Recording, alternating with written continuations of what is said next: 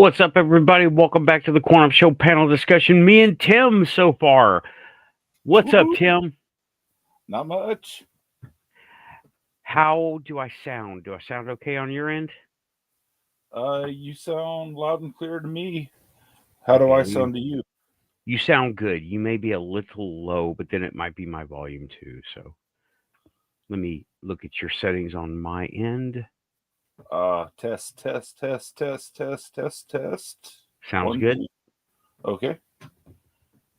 Okay, I got your. Yeah, sounds good. Okay, it's my microphone. My settings here.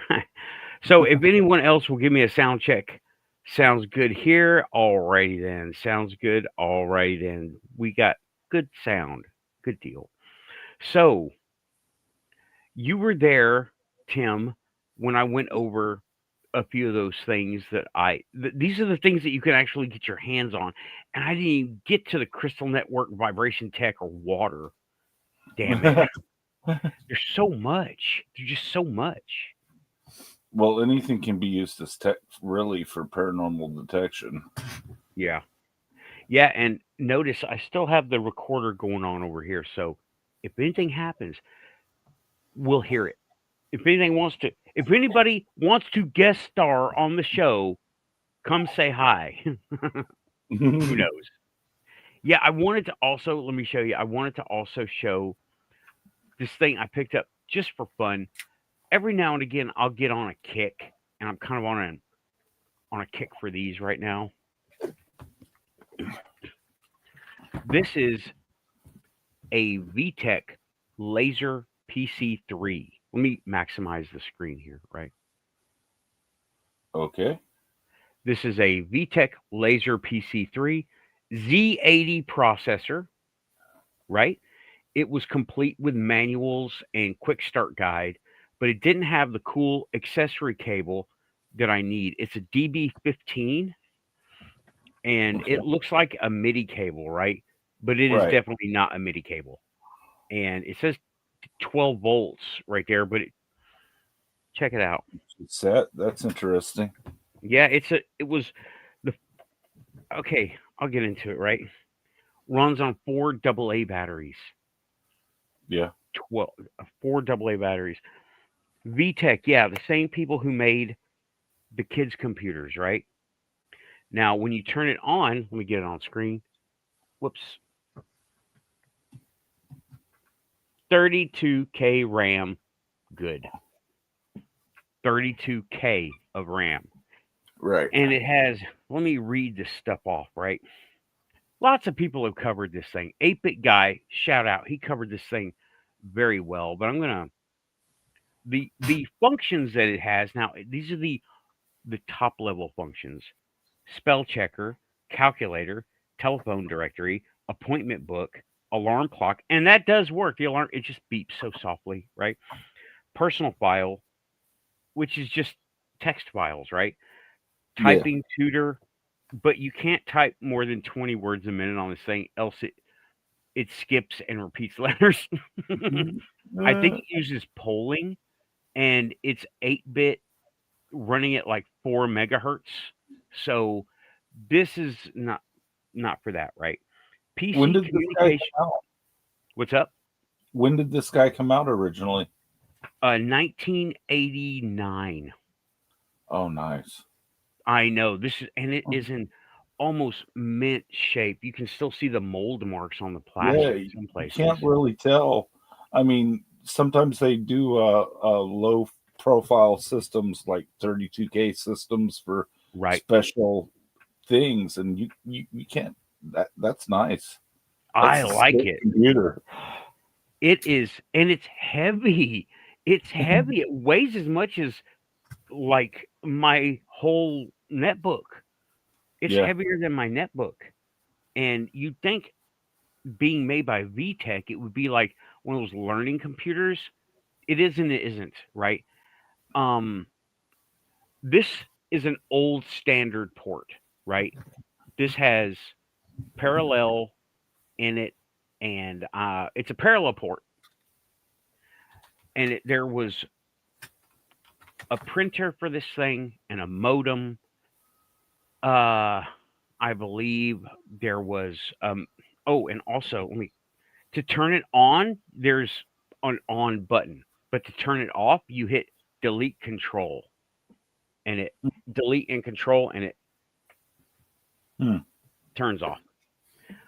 Which it's okay. I mean, it looks slick as hell. Doesn't it? Doesn't it look like some Knight Rider tech? You know what I mean? Yeah. It looks like something you see like, oh man, this guy's serious. He's got a dedicated device to do some stuff. But no, it's 8-bit. If I It's need to drum up some text messages in the night and put it on right, floppy. right, and put them at 600, 900 baud. Get them out there. Twitter at 900 baud, right? Right. Can you imagine Twitter on a 2-character screen? And there's an let me there's an expansion port. It's got a header in there, right? Dual inline pins like an IDE cable. But I can't find any accessories for this anywhere. Nowhere. Just like a floppy cable that's in there. But it's definitely not for floppy drive, right? It was for expansion cards and cartridges. So there's program ROMs. Think of this like an Atari or any cartridge-based system. You could probably expand it using ROM and RAM on a cartridge, and this thing could be your core, and you could expand out. I would. Oh man, I'm on a real big kick with this thing because there were like 6 different versions of this thing come out. I have this one. I've got another one on the way, and I Nice. want. Huh?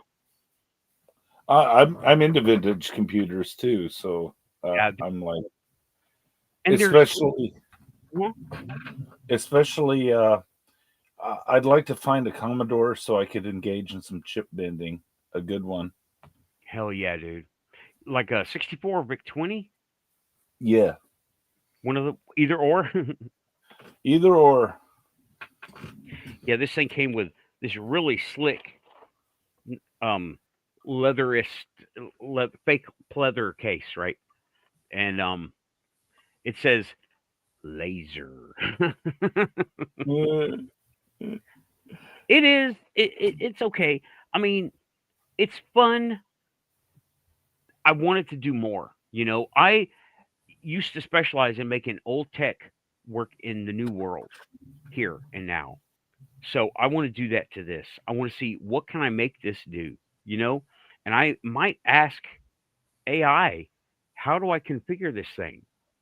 If I can mhm, get some specs to feed it, I'll ask, how do you do it? Because they asked an AI to cluster some a network, right? Cluster a network for the most efficient thing. What they expected was they expected how we do it. Straight lines, right angles. That's what we do. When we design a circuit board or a network, mhm, it didn't do that. It was in clusters that seemed random, but they were so very efficient. It mhm. was using how nature designs things like that, neuron clusters. Right. That's cool. I want to show you. There's another version of this computer that I'm getting, and I am going to go pick it up. What's today? In 12 days. The lady didn't want to ship, and I've been waiting for 2.5 weeks, 3 weeks for this thing. But I get to go pick it up, right? These are all about $50. It's not that expensive. This stuff is not that expensive. Okay, Lynn is not going to be making it. She's real tired. Shout out, Lynn. Sorry you couldn't make it. Get better. Get better. Maybe just rest up. Don't drink all the coffee because, well, that doesn't really make you feel better. Mhm. Okay, let me get a picture of this thing up. This is a this is a red one, and it's different, right? Yeah. Come on, it's taking its time. Lag. I'm at You know, because 720p, with so serial, it'll do Twitter, GPT, etc. Through though, excuse me, through Linux just about anything as a client. Just need a terminal program for it. He's right. I think it'll do it. It'll do it.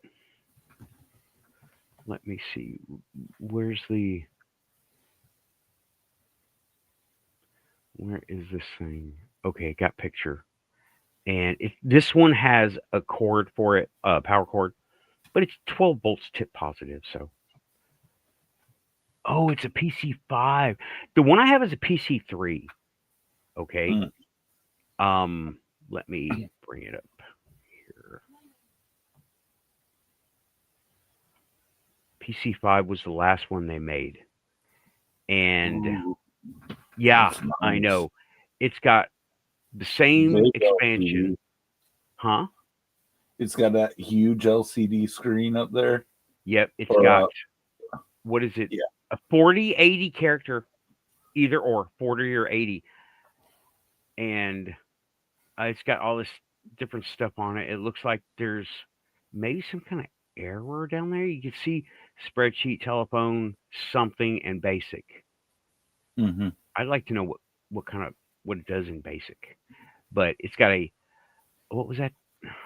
1, 2, 3, 4, 5 characters, 5 by 80 in 80 column mode. I'm going to stick to 40 columns because I don't need it, right?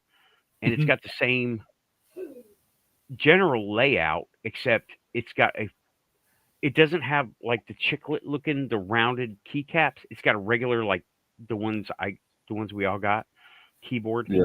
And it has the different colors, and it's a PC5, which is the newest one, and it can, I believe, okay, notice it has the same expansion port and a power jack, but the cassette is blocked off, so there's that, right? Right. It has all the same functions, and I wouldn't mind I want to find out the pinout that this thing has, and it looks like a standard pinout, because I remember a whole bunch of printers having that weird DB15 connector on it, and we're wanting. I would be going through, and this was of the time where there was no set standard, right? Right. Remember those days? And you had to buy an accessory to make your expensive device work. And often. That's how they got you. So that's how they got me, right? So, but now the stuff is bargain bin everything, and nobody really wants it. So I'm going to go ahead and remove him. But yeah, I got that one. I'm going to go to. It's driving to a different part of town and pick it up on the 16th. The lady didn't want to ship, and I'm like, okay, because she thought it was going to be so expensive to ship. I'm like, it's not. It's got the power cord, but I've got power cords. Yeah. 12 volt, 1 amp, up to 12 volts. I mean, it's a 6-volt system, so. And there was a memory expansion for those things. You could get it up to like 48K RAM. Nice. And I don't know what you really need, with 4080 column 5 character screen, 5 by 40, And yeah, Scream is talking about TRS-80 model 100 was almost identical.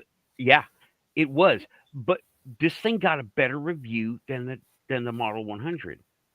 And even though the screen was bigger, it wasn't as contrasty and readable. I had an Epson HX20. Dude, that thing was so much fun. Let me Google one up for us, right? This thing was I took it everywhere. It used C cells, I believe. C cells. Do they even make C cell batteries anymore? Yeah, they're special order.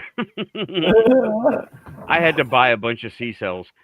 Oh man, this thing was so much fun. I had this, right? Is it gonna let me do this nicely? Frack no. Let me just Hey, Raven. Hey, is Raven back? Yeah, she just said, "Hey guys." Hey, Raven. We got to talk.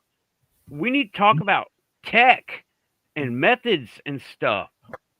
Okay, I can show this on the screen. This was an HX20. The cassette on the side. Yeah. Dude, the display. Is it a modem? It had you could get a modem. This one doesn't have the modem. I didn't have a modem for it. But you had a receipt printer on the left and a cassette player on the right that used micro cassettes, right? Right. I used that thing. I was reminded of my Commodore and Tandy days of typing for like 3 days from a magazine because I didn't know how to type. You know what? Like, People down cassettes in modern age of CDs, DVDs, and electronic files. Mm-hmm. But cassettes, I have found, are the only thing that will work in the desert. I had a Microsoft cassette player, a micro cassette player that I would play my jams off of when we were deployed in the desert. And it continued to run despite the CDs all jamming and getting scratched up and stuff in the sand. Yeah, so, that's some rugged hardware, dude. I mean, yeah. If it came from the 80s, it's probably still working. Right. And but yeah, I had one of these. It was so much fun, dude. I was able to figure out the tones. Nice. It's beat tones, you know. They all have like a certain range of beeps that, you know, certain beeps mean certain things. And I was able to like do like what was it? Hot cross buns in BASIC. It took so long to type that stuff in because it had the same keyboard as this one, right? I miss this computer of all the computers. And it had video out all by itself. Wow. It had a 40 column video out all by itself. You had to have the little silver TV box, and they die so quick because nobody made them any good. They made them cheap just to get them out. Kind of like they do now. Yeah. Like all of our electronic devices, like these phones and remotes and stuff and things. And planned obsolescence is a son of a bitch. We can get into that later if you want. Yeah. Planned obsolescence. But I had one of those. And it was so much fun. It came with a big plastic carry case that was like a drill case. It was damn near bulletproof. And I had extra paper. I had a spot for extra cassettes in there and your labels and everything for the cassettes. You were ready to go, dude. It had a spot for an extra printer ribbon. And you can still buy them brand new because it's Epson. They still use that same ribbon in little things, right? Calculators. It's Epson. And it has a serial port on it too. Standard RS-232. I was able to no modem over to a computer and like terminal to each other. Hyper terminal. Echo on. But I got that thing and I got another one on the way just like it. But I got the red one coming in. And the red one's going to be the most fun because it has the most stuff built in. And it also has the most documentation out there. So they go for a lot, but I'm not really getting them for the money, you know? Yeah. Like resale value. No, this stuff stays with me until I'm done with it. And then I'll give it away. You want some old tech, Tim? I too trade in old tech because, you know, when the stuff goes out of date, planned obsolescence really sucks for a musician. because each of these computers is an instrument. It has its own tones, it has its own sound, voice, way of making noise, whatever you want to call it. Each of these devices, when they go obsolete and you can't replace them, you lose an instrument. So it really, really hurts a musician when he can't get a TRS-80, Yeah. They have their own, like you said, their own unique thing that nothing else will do. Nothing else replicates that. You can try, but it will just never be the same. And dude, if I come across a Commodore 64 or VIC 20 that's any good, the way, ones bro. I've seen have all had bugs. I mean, literal bugs from how, like roaches, bugs, right? Yeah, I can't do that. And spiders and stuff. And I had a VIC 20, I had a Commodore 64, I had a Commodore 128 in my other life, right? Mm-hmm. I had oh man, when I was living in El Paso before things fell apart, I had a vintage computer collection, and almost all of it worked. Nice. I had an Atari ST, and that was fun, dude. That Atari ST was awesome. I could anyway, whatever. Here we are, right? We're talking about the tech. Paratech. Yeah, Paratech.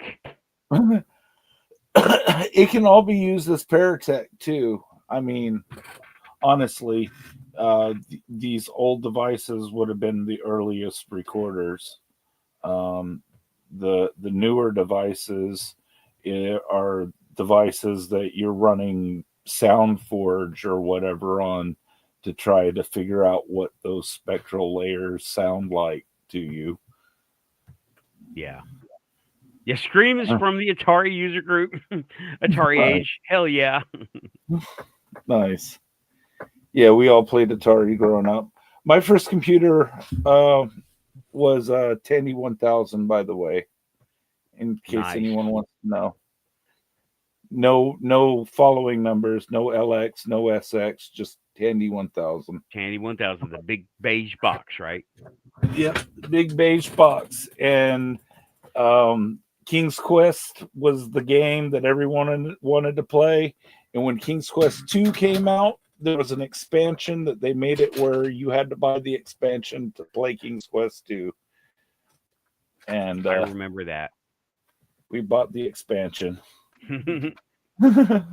Yeah, my first computer, dude, I was like 7, right? When we inherited a Tandy color computer too. It was cool. And we had one game. I was 7. My sister was a tiny little thing running around like throwing food on the computer. We didn't want that. We had one game, and it was, oh man, it was a famous game. What was that freaking game called? It was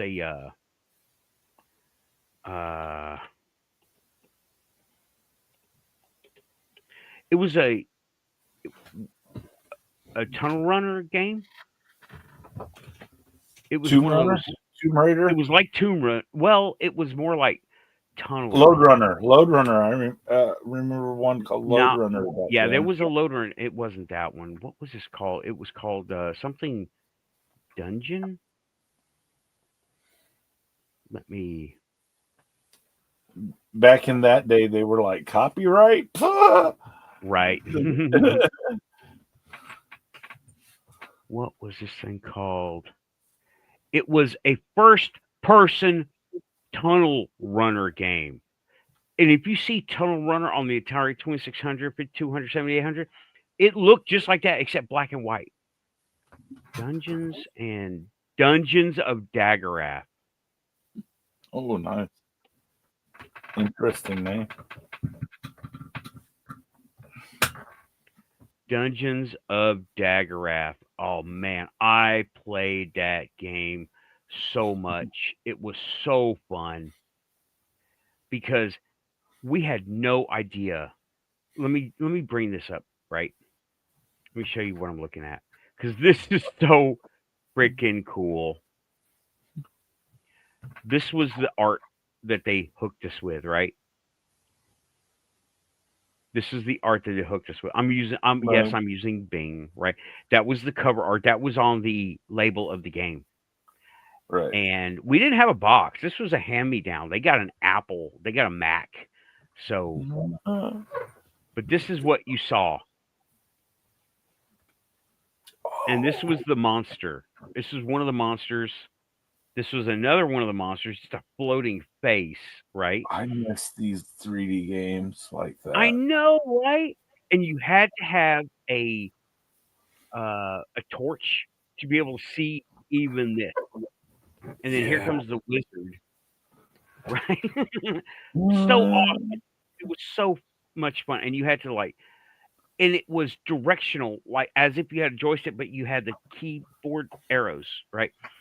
And actions. And it was a turn-based game. So he would take a turn, then you would take a turn. Would you attack or would you run away or would you? It had several options, right? And here's I don't know what's going on with this, right? There's just so much Dungeons of Dagger. It took me. See, here's the cartridge. Let me see the. No, come on, you. Okay, Dungeons of that right on Amazon. Oh, it's a book. Never mind. It's also an expansion of D&D, I think. Because this was a good one. You had to find your way out of the dungeon. That was it. Nice. And when you ran out of torches, you could only see like the very bottom of the screen, basically what you trip over. So good. It was so much fun, dude. Okay, let me get that going. Okay. Alrighty then. Yeah, and no, you know what? That was fake vector. Fake vector.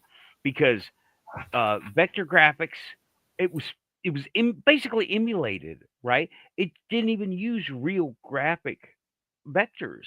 It looked like it because I had that other thing that had the vector screen on it. That thing was oh my god, dude! It was the coolest fucking thing, straight out of Battlestar Galactica, and I had one. But unfortunately, it never worked. It had four 8-bit CPUs in it. It was so damn cool. And it was weighed a ton. The Vectrex, yeah, Vectrex had that, right? That was Vectrex, but this was a color computer too, right? Um, but I forget what it was called, but it weighed a ton. There was no RF shielding on it. So what they do, put a giant steel case on the motherfucker. I swear to God, it was like this long, and it had a steel case on it that was so heavy. It was so heavy. I ended up having to, oh man, I wish I, again, in my past life, right? Uh, that was, that was then, this is now, I'm done. It what, you know what? I'll bring up a picture of that damn thing because it's pissing me off now. Let me Google this up. I had one of these.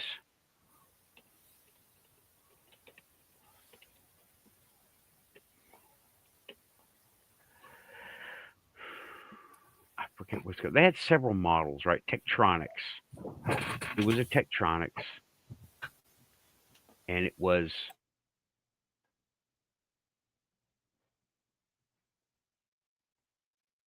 yeah, found it.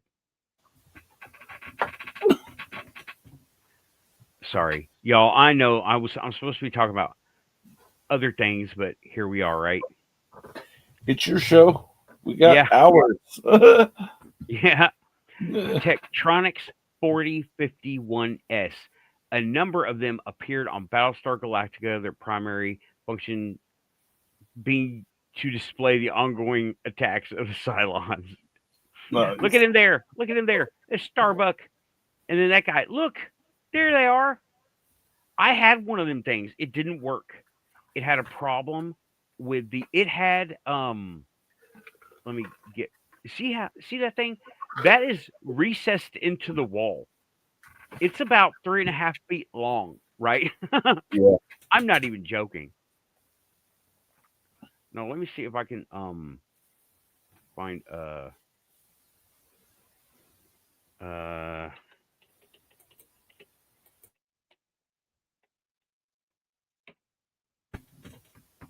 images. Yeah, we're just looking and it used. Oh yeah, here we go. Ooh. Can y'all still see it? Yeah, that thing's huge. It was And that enormous. was mobile in its day. Yeah. Let me see. If we're loading and we're moving and are we? Yeah. Tektronix 4051.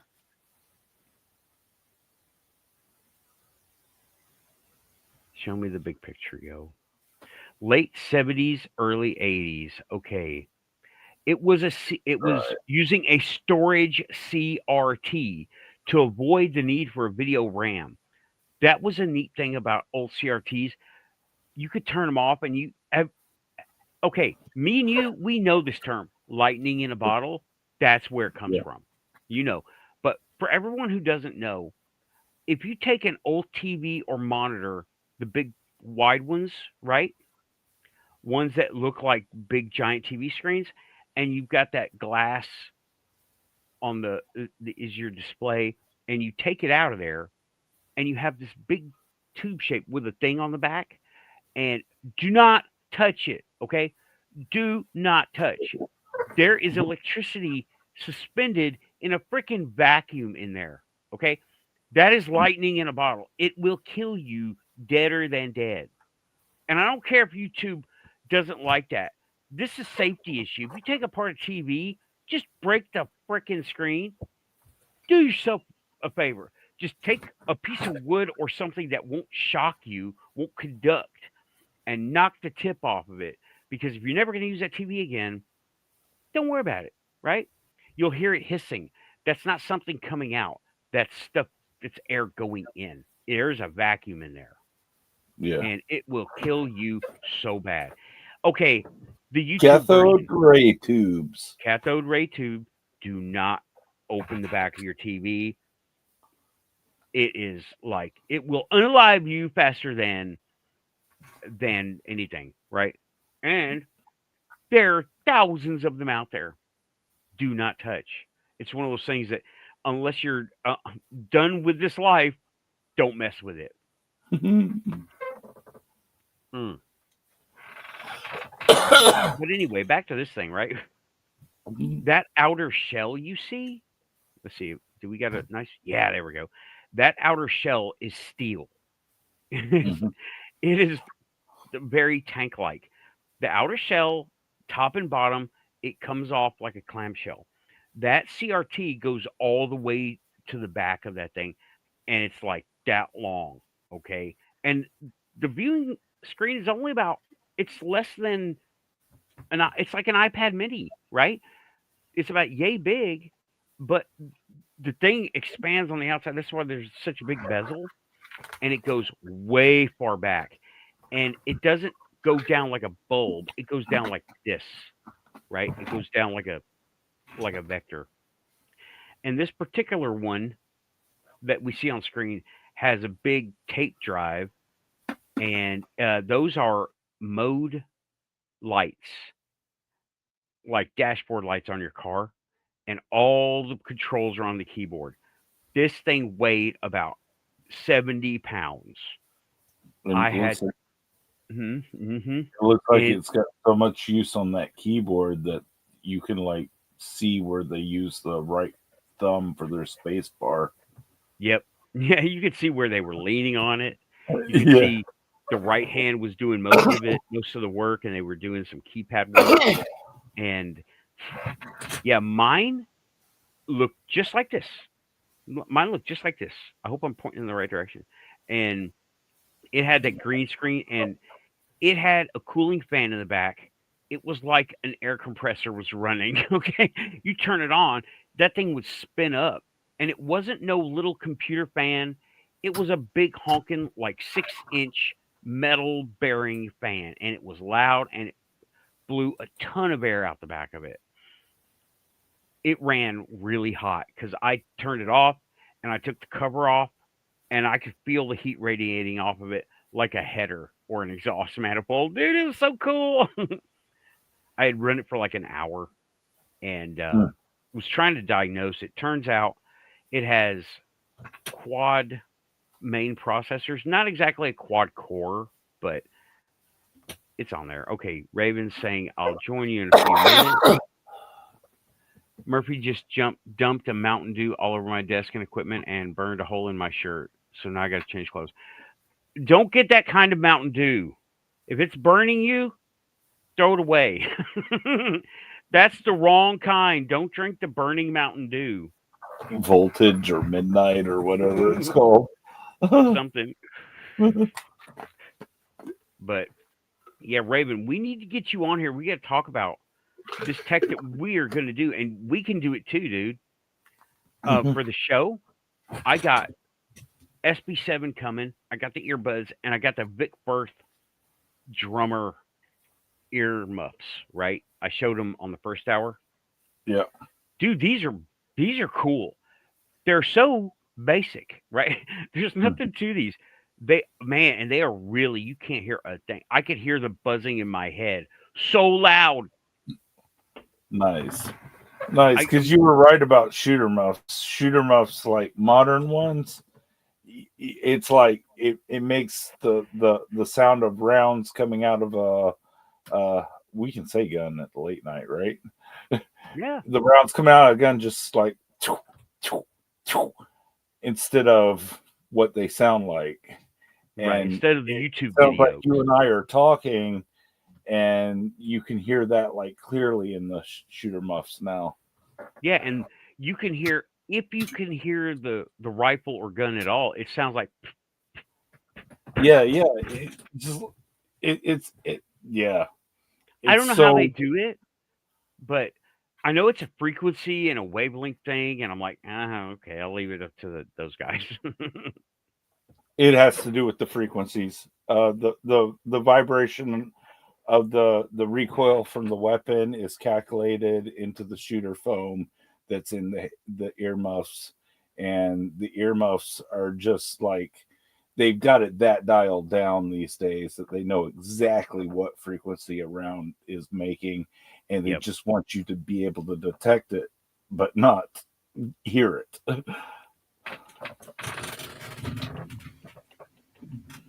Okay, I'm going to show the price range of these things, okay?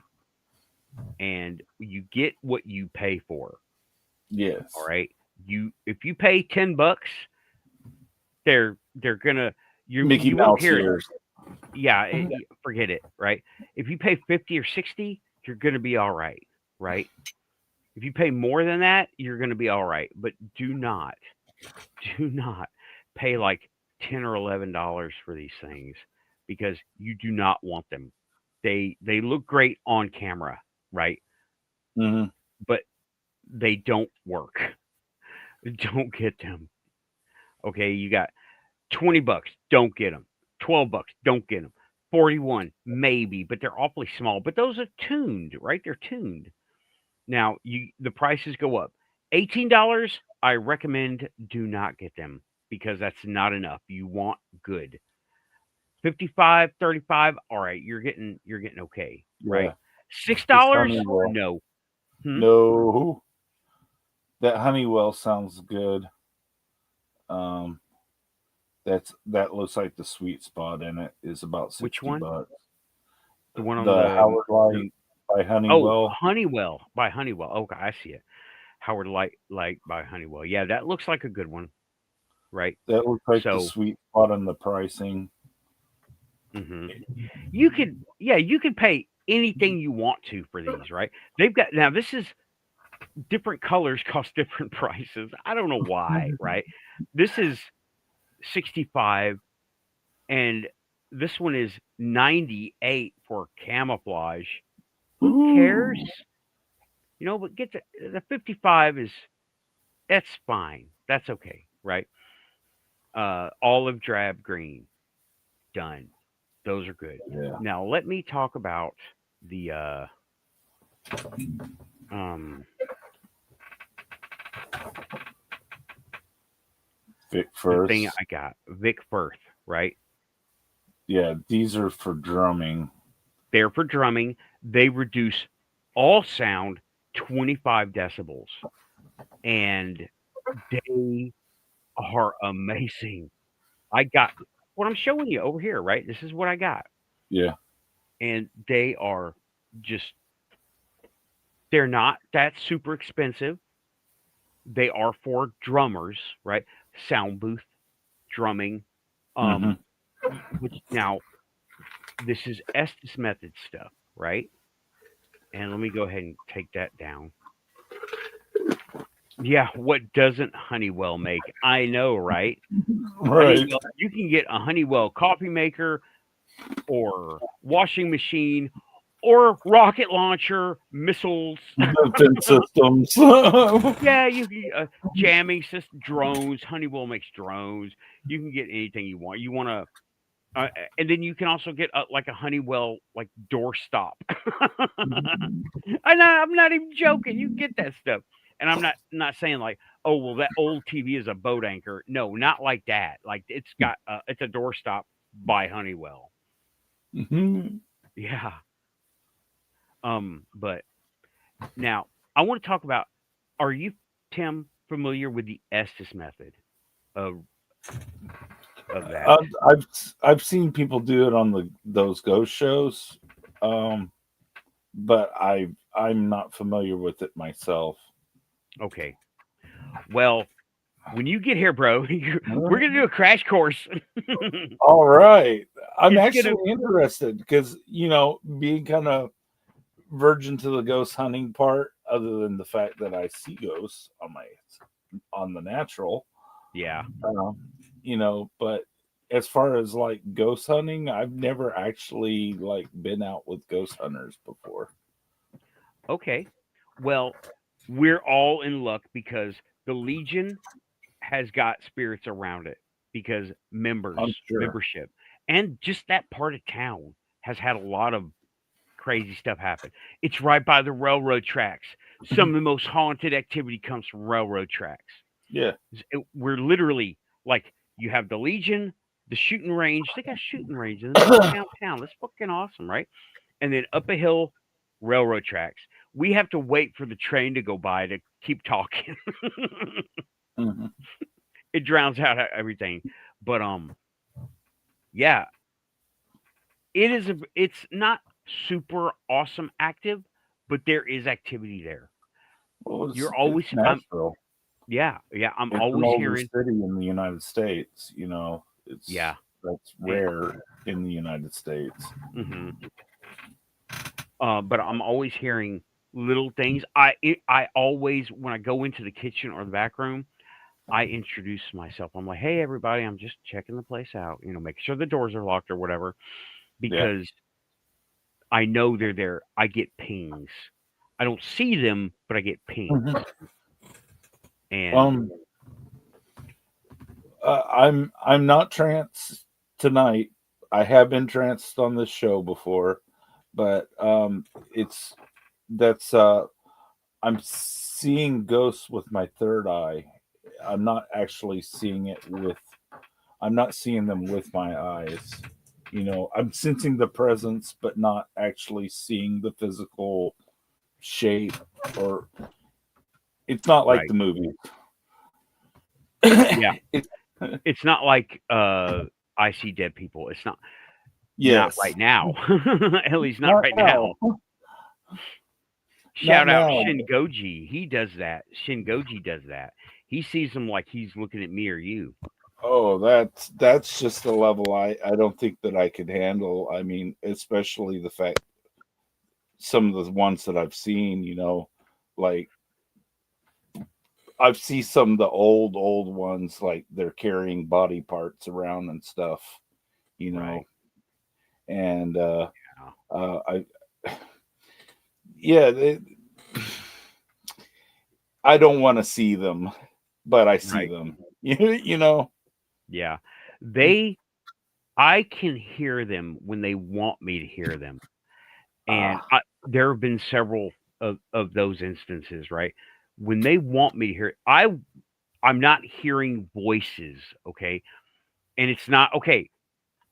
I've got one of these for this thing, just this thing, right?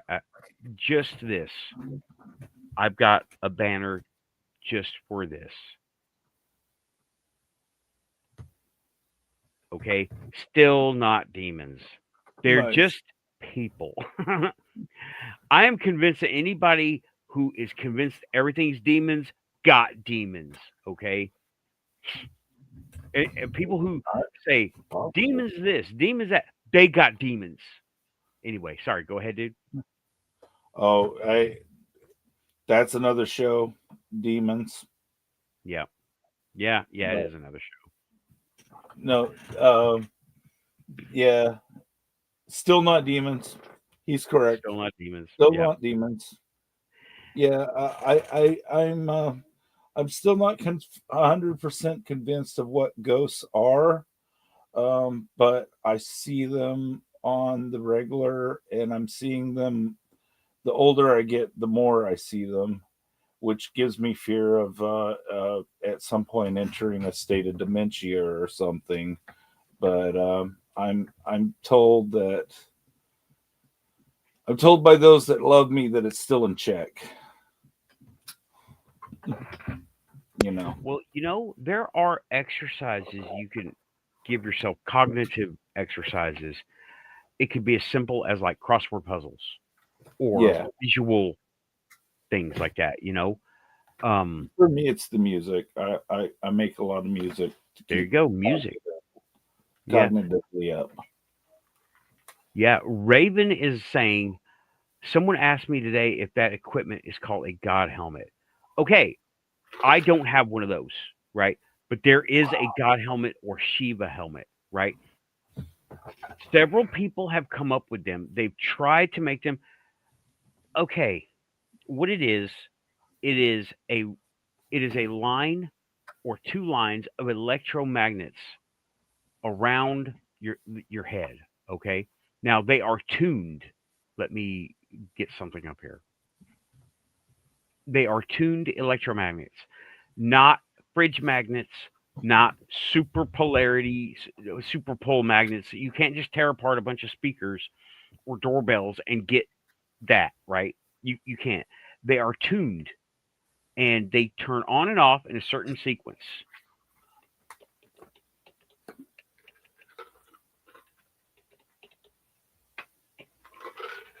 Okay, let me. Google knows all about this, right?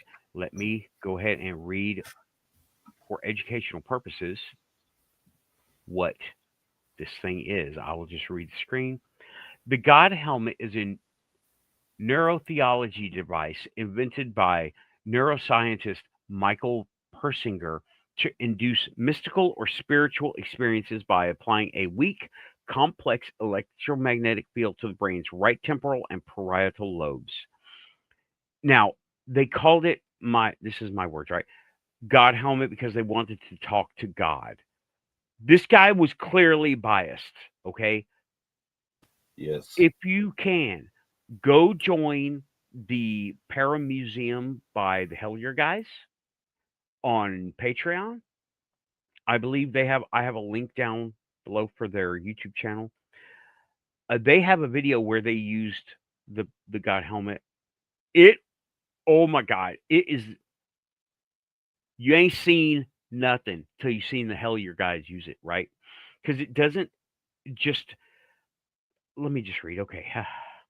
Users often report a sensed presence, such as God or a ghost, out of body experiences. While popular in some circles, the research has faced challenges, with some studies failing to replicate Parsinger's results and questioning the effectiveness of the device's weak electromagnetic fields. What is the God helmet?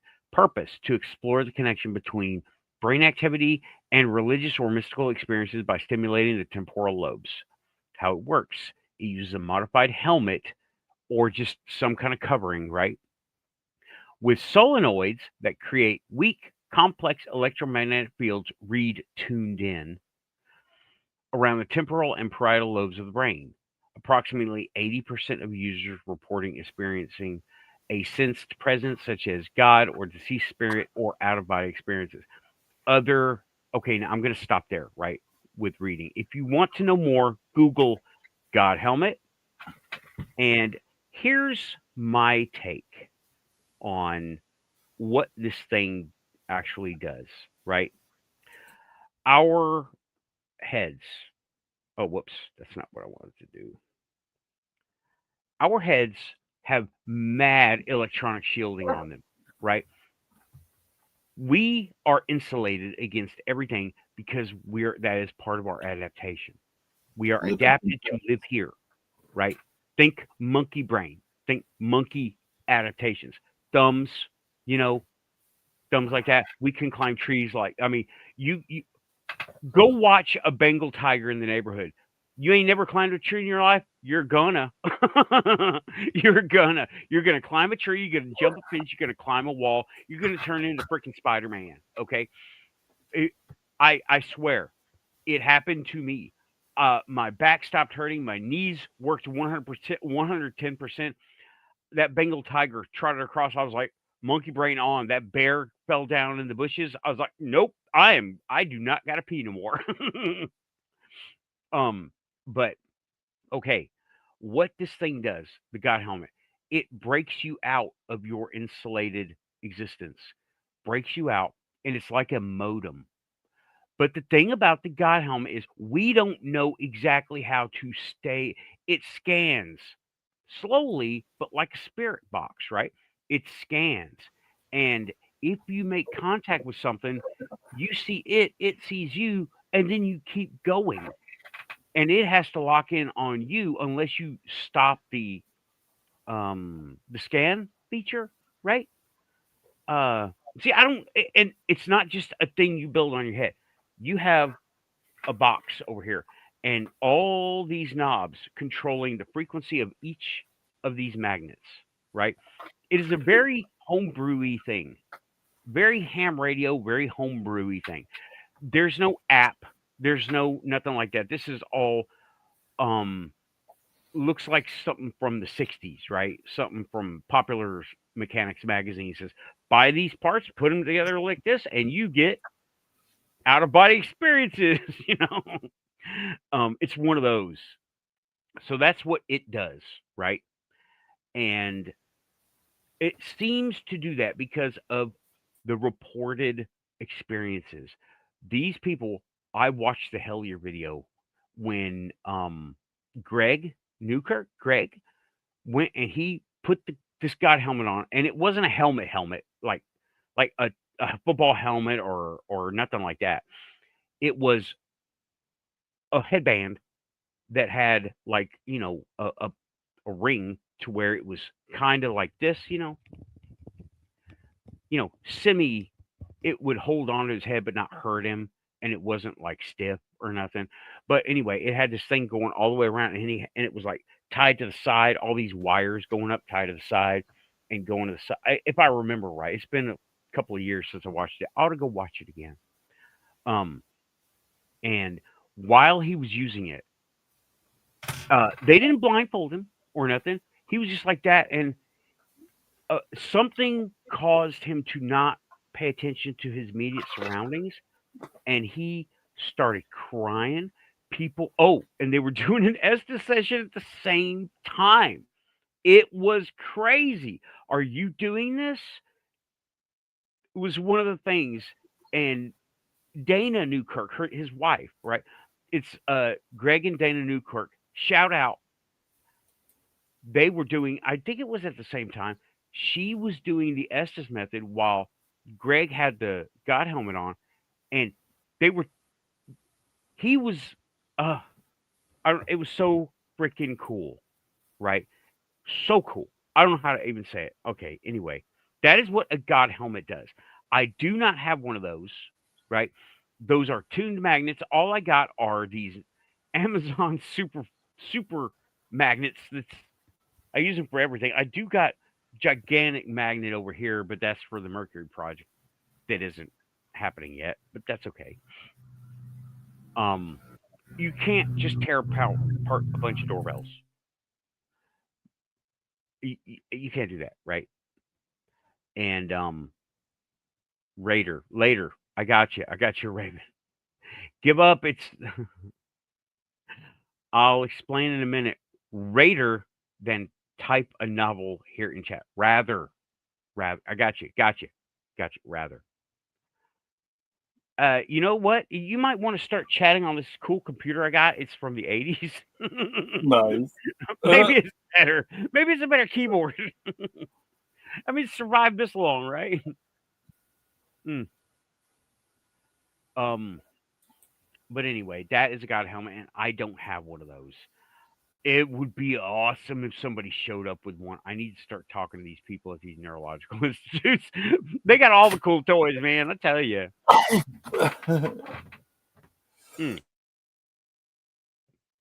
But that is, I covered the infrared light. And I got the green laser that I didn't break out. This is the stuff that I have right here in front of me. Literally, I didn't get anything ready. I was like, ghost hunter stuff, infrared light. And of course, we always got. This is something I didn't cover. Was the giant flashlight? Okay, the giant. You look like the guy off Quantum Leap when you shine that light. Oh, did I? Oh boy.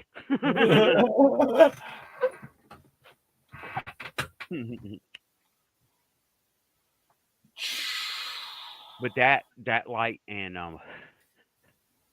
well, also there are other things. A couple of months ago, yeah, you know what, y'all? It is. What's up, Tim? I was just saying, yeah. A few months ago, that robot came on sale. It is a dog robot by Raintree, and I was thinking it's $4,500. By the way, it is not $4,500. It is $16,000 because it's $4,500 to get the hardware and zero programming to go with it. Not even a phone app. It's 16,000 or 14,000. What I say? 14,000, 16,000, whatever. It's not going to happen. Okay. Yes, it would be great to have that happen, but it ain't going to work. Not that. $4,500, I would have stuck it out. Okay.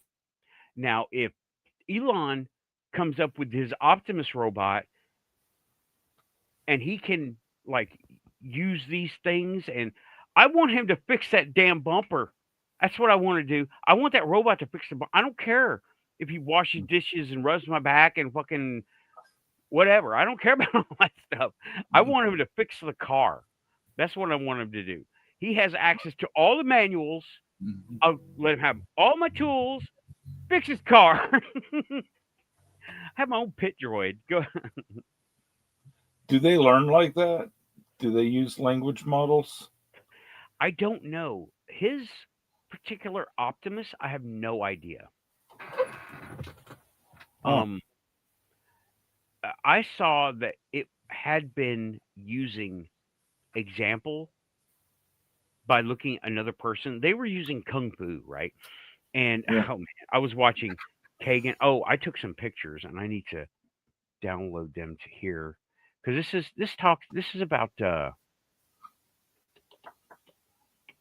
this is what we're talking about, using technology in the parallel.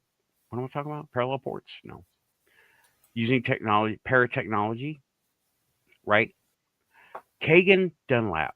I'm going to show that I took a picture of the screen. Okay. I don't have permission to share any of his stuff. This is he was covering it, and this guy was doing, Kung Fu, right? Yeah. With a robot. And you see one on its stand in the back, and you see the one in the foreground. He is standing with the guy, and he's not mirroring the guy, he's countering the guy. So apparently they learn by example. And they're doing kung fu, but he did the little Bruce Lee come on thing. I'm like, they've been showing this thing, the TV shows. They've been showing it was like, oh, come on, like Bruce Lee used to do. And I'm like, oh, come on now, Jackie Chan robot. But that, if I can arrange one of those on a plan somehow, like on a phone plan, I will get me and my robot to go ghost hunting, and we'll do it after he fixes my car. After he fixes my car, I want him to do that. I don't trust him. I will trust him to fix the suspension. I will not trust him to fix the computer because he might come up and say, I will be your computer for your car. I'm like, no, thank you. It's old.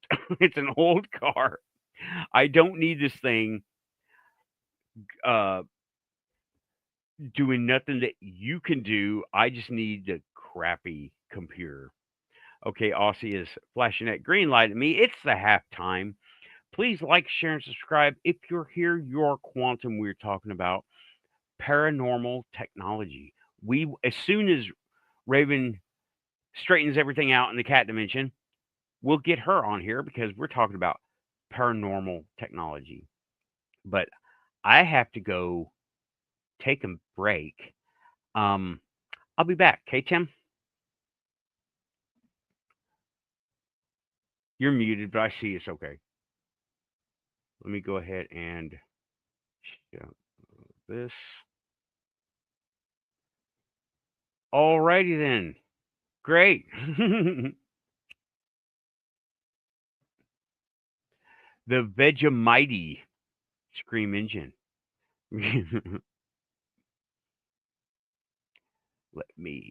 I have. Okay, I think I will get some coffee. So you're still muted, Tim. So, listen for ghosts. I got my recorder running over here. Okay, I got the recorder over here running. I'm using headphones, so it's not hearing. It's hearing me, but not anything else. Okay. Hopefully, it's hearing something. I'm going to be reviewing this like 4 hours of recording so far. All right, I will be back. Renee Andrews says coffee, coffee, coffee. Mm-hmm. Aussie Boss says, I love Vegemite too. Vegemite, Vegemite.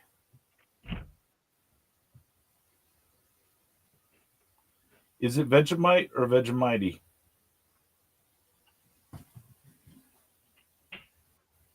Two and a half bottles, actually, says Scream Engine.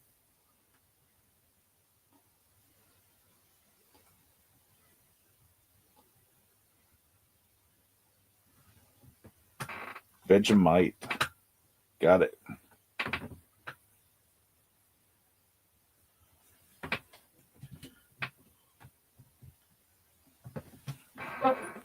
Vegemite. It's strong like Vegemite.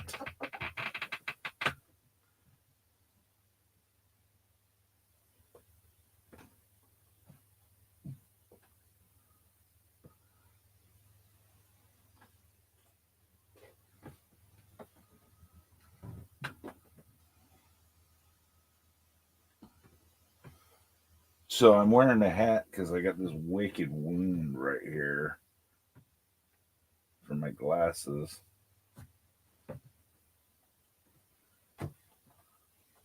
Trying not to make it permanent.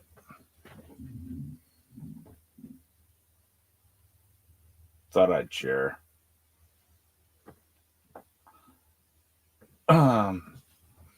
Usually I have Lynn or somebody in here to talk to, and I'm just not used to filling it out with chat.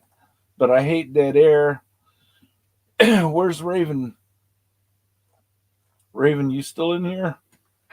Raven, are you in the cat dimension? Glasses are a little bit heavy.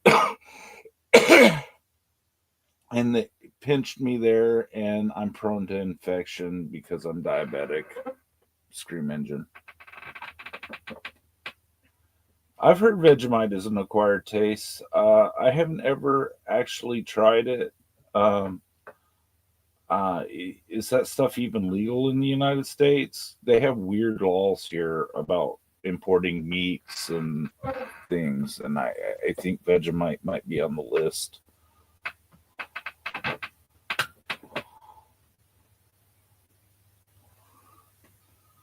Oh yeah, Raven is finishing her Mountain Dew OnlyFans clothes changing session.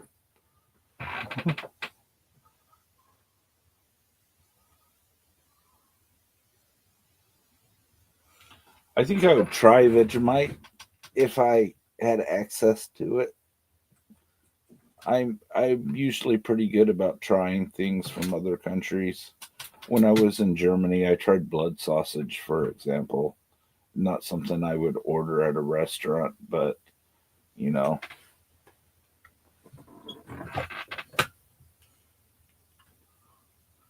It's like Marmite, only better. Okay.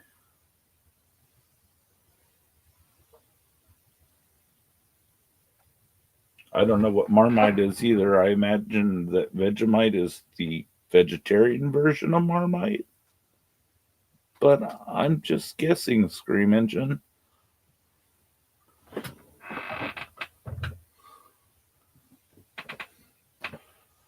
Oh yeah.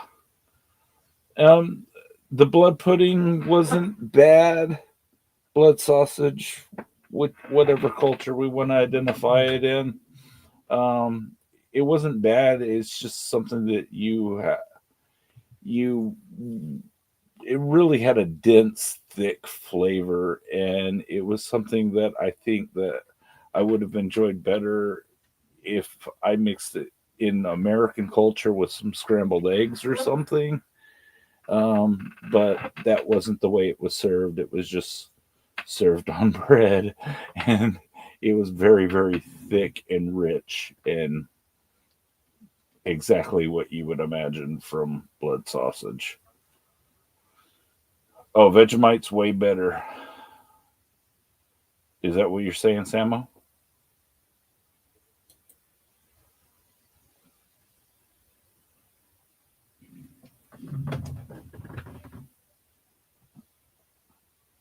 Mm-hmm.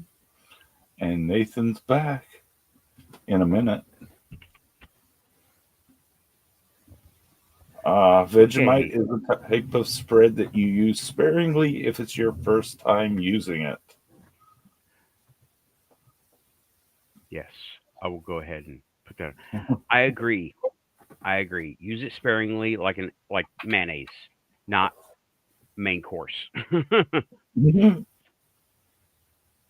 And he says it's better than Marmite. I don't remember what I tried. I was in Germany when I tried it, and I don't remember. I think I was probably drinking. It was Germany. Beers everywhere.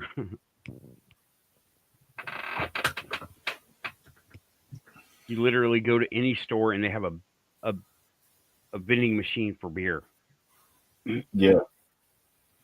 They had beer vending machines in our barracks when we were in Germany.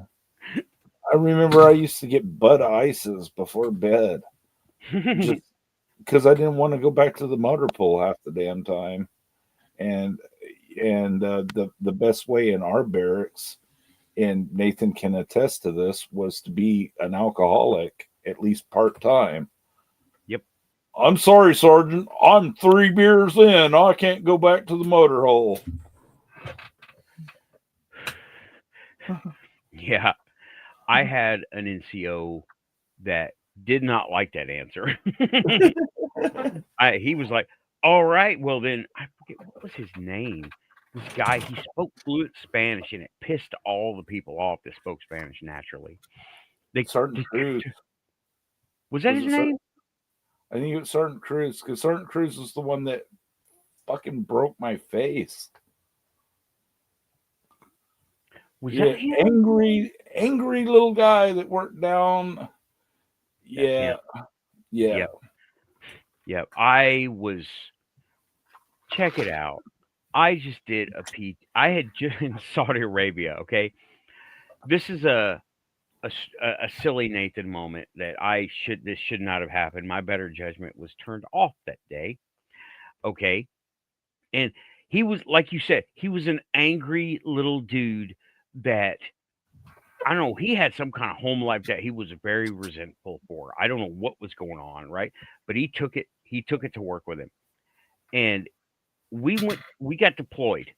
Okay, and we all had to take PT tests when we were over there, and I took mine, and I had trouble with it because for some reason, right? I don't know why. I just everybody has trouble with a PT test from time to time. And I had trouble with mine, so I was in like remedial training. So I was doing that, and it was working, and I was following the instructions, doing all the exercises, and I passed the test, and I was like, just ran 2 miles in like with 13 minutes or something. That's a fast run, y'all. Okay, Yeah, that is. and he comes up to me, angry, going, "I told you you could do it, Alan. I told you. I knew you could do it. Huh? I knew you could do it, huh?" And I've been watching a lot of Ace Ventura. And I go, "Thank you very much, Sergeant." he got so pissed off. He said, What did you say? What did you say?" He jumped on me. He made me do push-ups, and he says, "All right." And I was already changed, right? So I had my BDUs on. We had BDUs back then, or DCUs. I was in my DCUs. Yeah. He goes, "All right, here's what I want you to do. I want you." He had me write like a 10-page paper on all these things, right? And he made me write everything down. I was like, "Oh my god!" And it got around that Alan had told Sergeant so and so, "Spank you very much." Everybody knew about it. Because That's nobody had funny. anything better to do than watch Ace Ventura movies, because that's what we Right. had, and I was like, "Oh my god." Yeah. I was That huh? that MFer is the reason I had this ridge on my right eye orbit. He hit me with a dummy 9 millimeter during train up, and I ended up. You see? Oh, ouch. Yeah. Yeah. Yeah, Damn, dude. he hit me with a dummy 9 millimeter, and I was woo trip to the Stadt Krankhaus Hanau. Mhm. And Yeah, it's given me problems to this day. yep. You know, he was not real big on safety over there. We would go to the motor pool, and with his guys, his team, he was, he was good with them, right? But Yeah, then when motor pool day came around and all the unit had to go to the motor pool and check their vehicles out, he did not like us coming around because to him, we only got them part time. They were his trucks, right? And he had he there was this machine, right?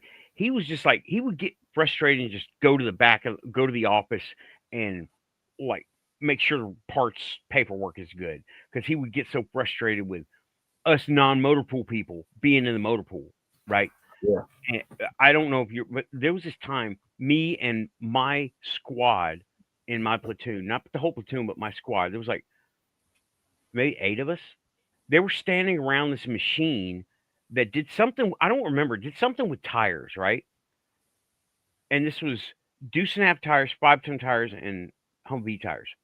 Okay, Humvee tires. We looked it up one time. They're over 100 pounds each without the wheel. Okay, and what this thing was doing, it was a hydraulically operated something or other, right? And it was doing something. I think it was a 5-ton tire. Mm-hmm. And it was doing something, and it had a metal ring on the outside of it.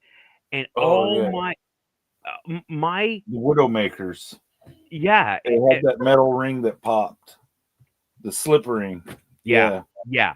Well, here's what happened, right? The ring is like 50 or 60 pounds. It's giant and it's thick, okay? And it's just heavy. It's just a heavy, thick ass bulletproof piece of metal. So the tire, you know what I'm talking about. Yes. Okay. My squad was clustered around this machine while it was in operation. I was like, yo, safety. And they were like, yeah, Alan, whatever, shut up. My squad leader was like, yeah, Alan, shut up, whatever. And they didn't really listen to me. Well, guess what? This ring, this 60, 70-pound ring, shot off of what it was on, and it did a glancing blow against my roommate's leg, and clang, clang, clang down the motor pool into whatever it hit, right? Yeah. And I was like looking at them like, and they were all looking at me like, mm-hmm. I was like, mentally, I didn't do that then because they were all like, so paranoid about everything. Yes, I don't. mentioned Is that what it was called? Beadlock ring? Yeah. Okay, I don't know what it was called. I was not a mechanic, so they're dangerous. They don't use them anymore except on old military equipment and old tractors, like 1940s tractors. Yeah, I'm glad they quit using them because, man, that thing, it almost took his leg off. Yeah, it would have. You're supposed to air them up in the cage, or if you're out in the field, you're supposed to air them up underneath the 5-ton. Yeah, they weren't taking proper anything. No. I didn't know enough about this machine to know what it could and couldn't do, so I had a healthy respect for it. Okay, hydraulics, I knew already. Hydraulics were nothing to be messed with, just from airing up tires. You can air up a tire so much, and it will explode in your face and knock your eardrums out before it hits your face, right? Yeah. And that's like a tire you have right now. Not to mention military grade hardware. But anyway, another fun story. He chewed my ass and made me write that thing. And I shouldn't have. When I said "spank you very much," I was out of it. I had just changed into my uniform. I was still like, from this PT test running 13-minute mile. And yeah, hydraulics. It should have a sticker on it that says, "Do not allow idiots to operate this machine." That's most machinery that's hydraulic, by the way. That's exactly what we're talking about. They're all hydraulic. But yeah, he was pretty crazy. He also cut the tops. One time he got drunk. Just a story that you might enjoy hearing another side of him. One time he got drunk and cut the caps off of all the chem lights and ran up and down the hallway going, "I'm a furry little Mexican. I'm a furry little Mexican," and shaking the chem lights in the dark. And I remember we got it all cleaned up except for the ceiling tiles. And the first sergeant came in and said, "What the fuck?" Damn. I don't remember this happening. It was so, yeah, it was a hard party. Yeah, I don't have any happy times with that guy. Remembering. I wouldn't call that happy time. The same party, I got my kneecap shaved by a couple of girls from down the hall, and I flew from the gazebo up to my room on the jungle juice. I remember going, "I'm Superman," and I remember being in flight, but they said 6 of them carried me up to my room. Oh, damn. It was my first week in theater, and I was floored by the alcohol in Germany. I wasn't even 21 yet. I know. They would let anybody drink. The local laws, was it 16? You could drink when you're 16? Yes. And I got there and I was I think I was 18 or 19. And the first thing that they did was they were going on deployment or coming back from deployment. They were always deploying there. and somebody was. If it wasn't you, it was one of the line batteries, and they were all like having this big party. And the very first thing before I even got to my room, somebody like took my duffel sack and threw it in a cage and gave me a beer. It was crazy. Yeah, they didn't do that for me. They didn't care. Yeah, I didn't have a cool unit like that or a cool section. It was so fragmented. It was one office. It was the chaplaincy, right? But Yeah, we didn't have like a motor pool or a tech room or avionics or nothing like that or an aid station. We had these little offices, but we were all expected to be able to stay on the same sheet of music and support each other throughout the batteries. 108th Brigade is big. It's a big brigade. It's yeah, it's in Germany and it's at Fort Bliss, or at least it was. yeah. It was And really hard to coordinate some things. Yes. yeah, and they expected my office people came and picked me up, and I never saw them again. They came and picked me up and took me to HHB, and I never saw them again. And I was like, was I supposed to go here? But yeah, but anyway, we got some discussion in the chat that we should go over, right? Talk about Nice. beadlock ring. Yes, that was it. And then Samo, welcome Samo. I didn't see you shout you out. Sorry about that. Our own Marcel Metalhead repairs old Army ham radios. If they're Army, they're Army. If they're ham, they're ham. They're not both. But yeah, I got you. Army radios are cool, but those, yeah, the plugs, the bayonet connectors are. You got to get them just right. Right. Tell us about it, Tim. You were commo, weren't you? I was commo. The radios, when I was in, the radios were of what you would expect. They were about 60 years old. Nah, that's probably too far back. But we did have some radios that were from the 1960s that you wound up, like from the Vietnam War.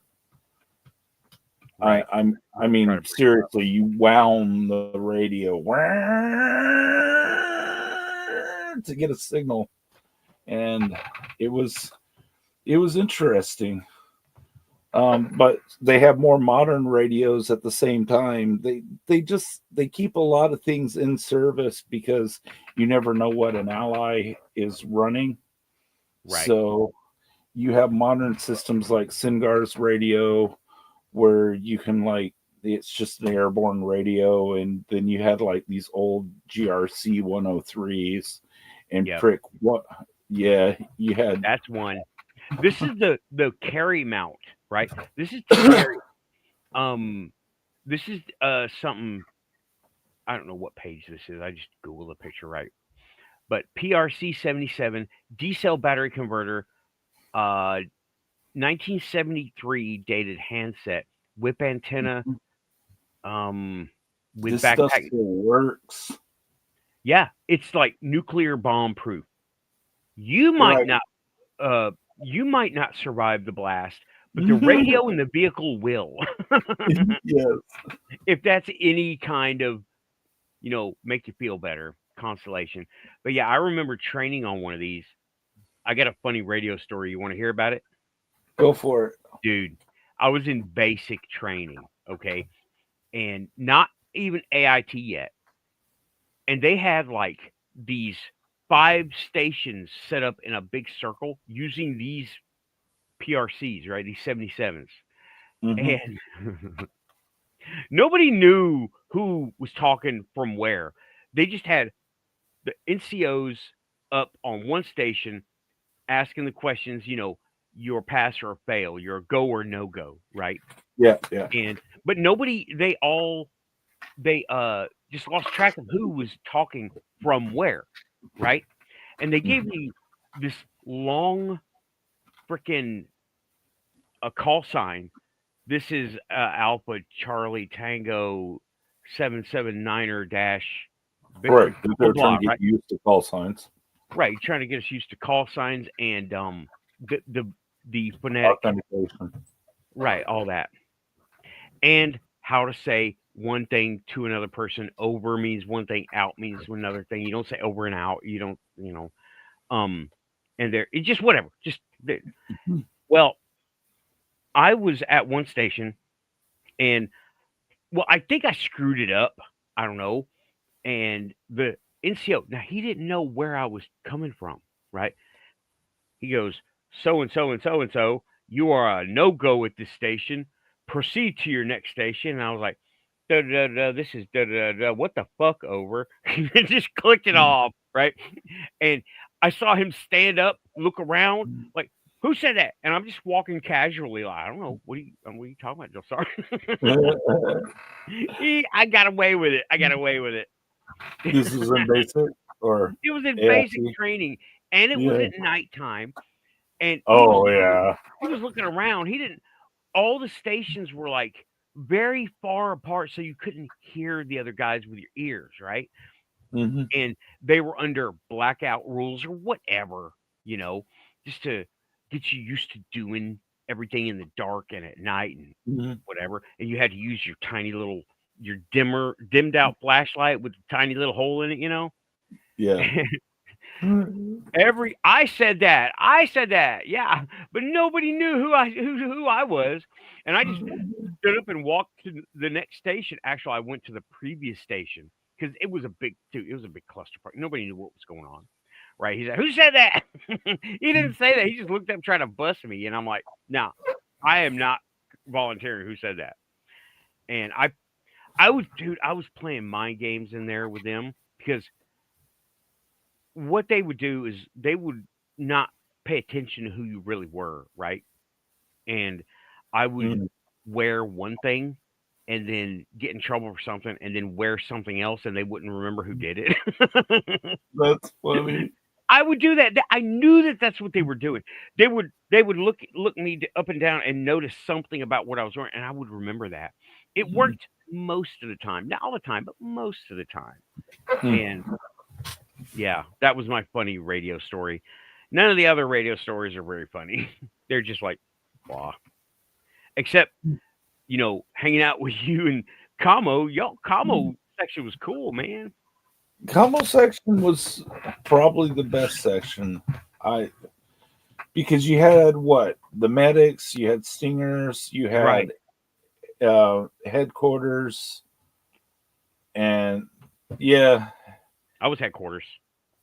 And then you had, headquarters. The rank and file were fun, but most of the people in headquarters were not rank and file, and were right. likely to make you do push-ups for just being in there. Yeah. Yeah. Most of them, they had zero chill. Yeah. And even when we were out in the field, they were standing on protocol so bad. Um, let's see. My platoon sergeant hated everything about her job. Mm. She wanted to retire so bad, and she would talk about it all the time. She was an E7, and she was ready. Her and another E7 who was in like the sergeant major's assistant, whatever. They were always getting into it with each other because I was part of S1. If everybody doesn't know, S1 is the decision makers. That's where the colonel is. That's who got all uh the leadership, right? Not administrative. I was administrative, but the head officers, the the um the battalion commander, the battalion sergeant major, A and bunch of people who don't have to stand in daily formations anymore, right, and then a bunch of except people that do. yeah, our staff, us, we were staff. Us. So yeah, us, we were their staff, but we had to go, even though we were going from either the motor pool or the PT or cleaning. doing yard work to highly pressed uniforms, spit polished boots, right? That was us. So our life was a little bit different than like Como or Stinger, and they just appeared to be having a blast all the time. Y'all did. Y'all were like, Well, no. Hmm? Como section was different because they didn't mess with us, because if they messed with us, then we messed them up. Yeah. I mean, it was a one. We had a one for all for one type of camaraderie in Como that they just couldn't seem to break. They tried, but then we just wouldn't work when we went to the field, and that would cause problems when communication failed. Yeah. And y'all were the guys, y'all hooked up a crank up line all the way from the office, like 70 miles away Yes. to the field site, and then you put the auxiliary. I don't know what it was, but I was in the office. I got somebody deployed to the field first, like a Monday, and I was going to go in on a Wednesday, and I was getting everything ready and making sure everything was right to go to the field on Wednesday, and it was like a 2 week long field exercise. And y'all had strung this thing up. Somebody, and instead of a because that's what it would sound like.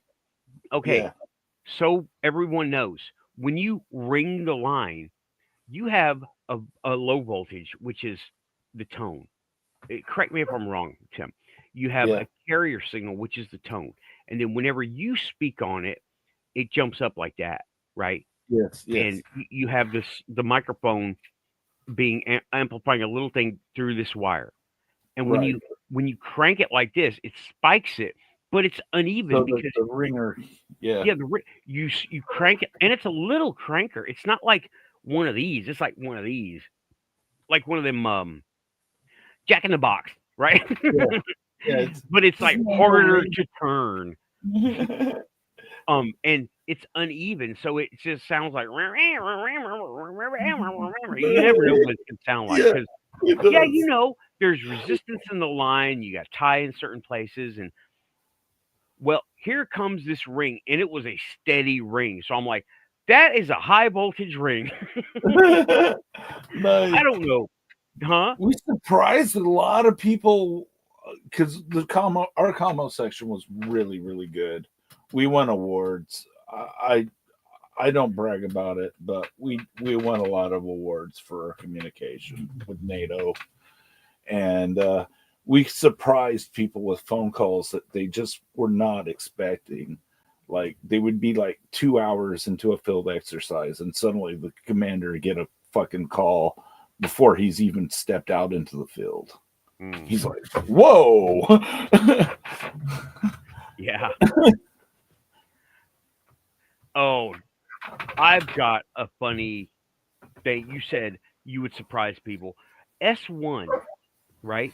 I had S1 was top command. They were the ones that, like, there was a dude. I don't know. Wait a minute. This was Fort Bliss. This is before I got to Germany. I never got the chance to do this over there. This was in Germany. You're gonna love this one, dude. S1. We had just got back from the field, and we were recovering everything. I was in whatever unit I was in. I wasn't in HHB Center anymore. Yeah, I came from HHB Center, dude. It was posh. I didn't know. But I went. Oh, it was 5-7. Yeah, 5-7. The same unit. It's just that's how spread out they were. 5-7 in Fort Bliss, 5-7 in Germany.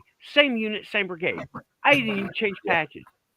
But anyway, we were recovering from a field exercise, and this guy in S1 in command section, like Colonel command section, we were all sitting around cleaning our gear, right?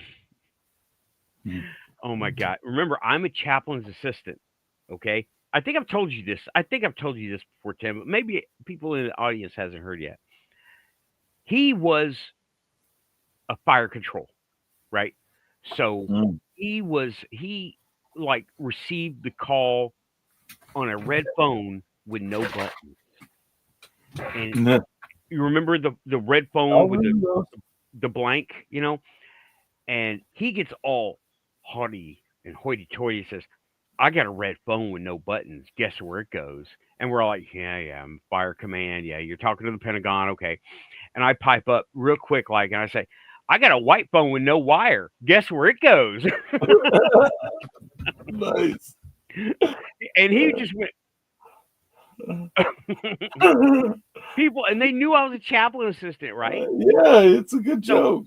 Yeah, and this is people, but this is before cell phones were readily available. They were still like $1,000 to get a basic flip from Motorola, right?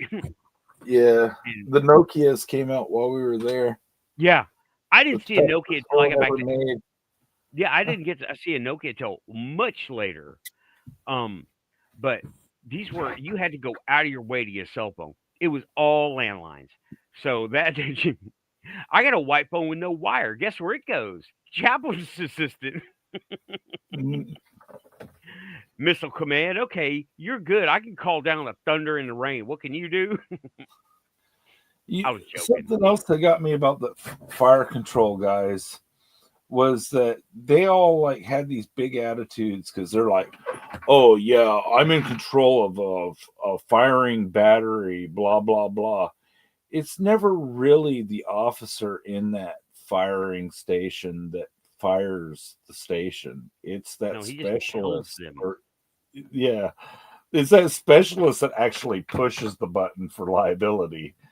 That PFC that doesn't know shit is pushing a little button underneath the lever and on command from an officer. Yep. Yeah, something. Here's the civilian version of a fire button right here. I made something, right? And this is a spare part left over. Man, they do a lot of packaging over there on broken Amazon Electronics too. But this is what did dude say? This is the friendly engineer's version of, "Are you sure you want to fucking do that, fuck stick?" Yes. It's a little cover, and it doesn't snap. It's usually red and very, very obvious. Yeah, and big red and scary put someplace where you can't like just brush it. Right. And this is one of those covers, the civilian version, right? It's just a little plastic thing that, like, "Are you sure?" What's his name?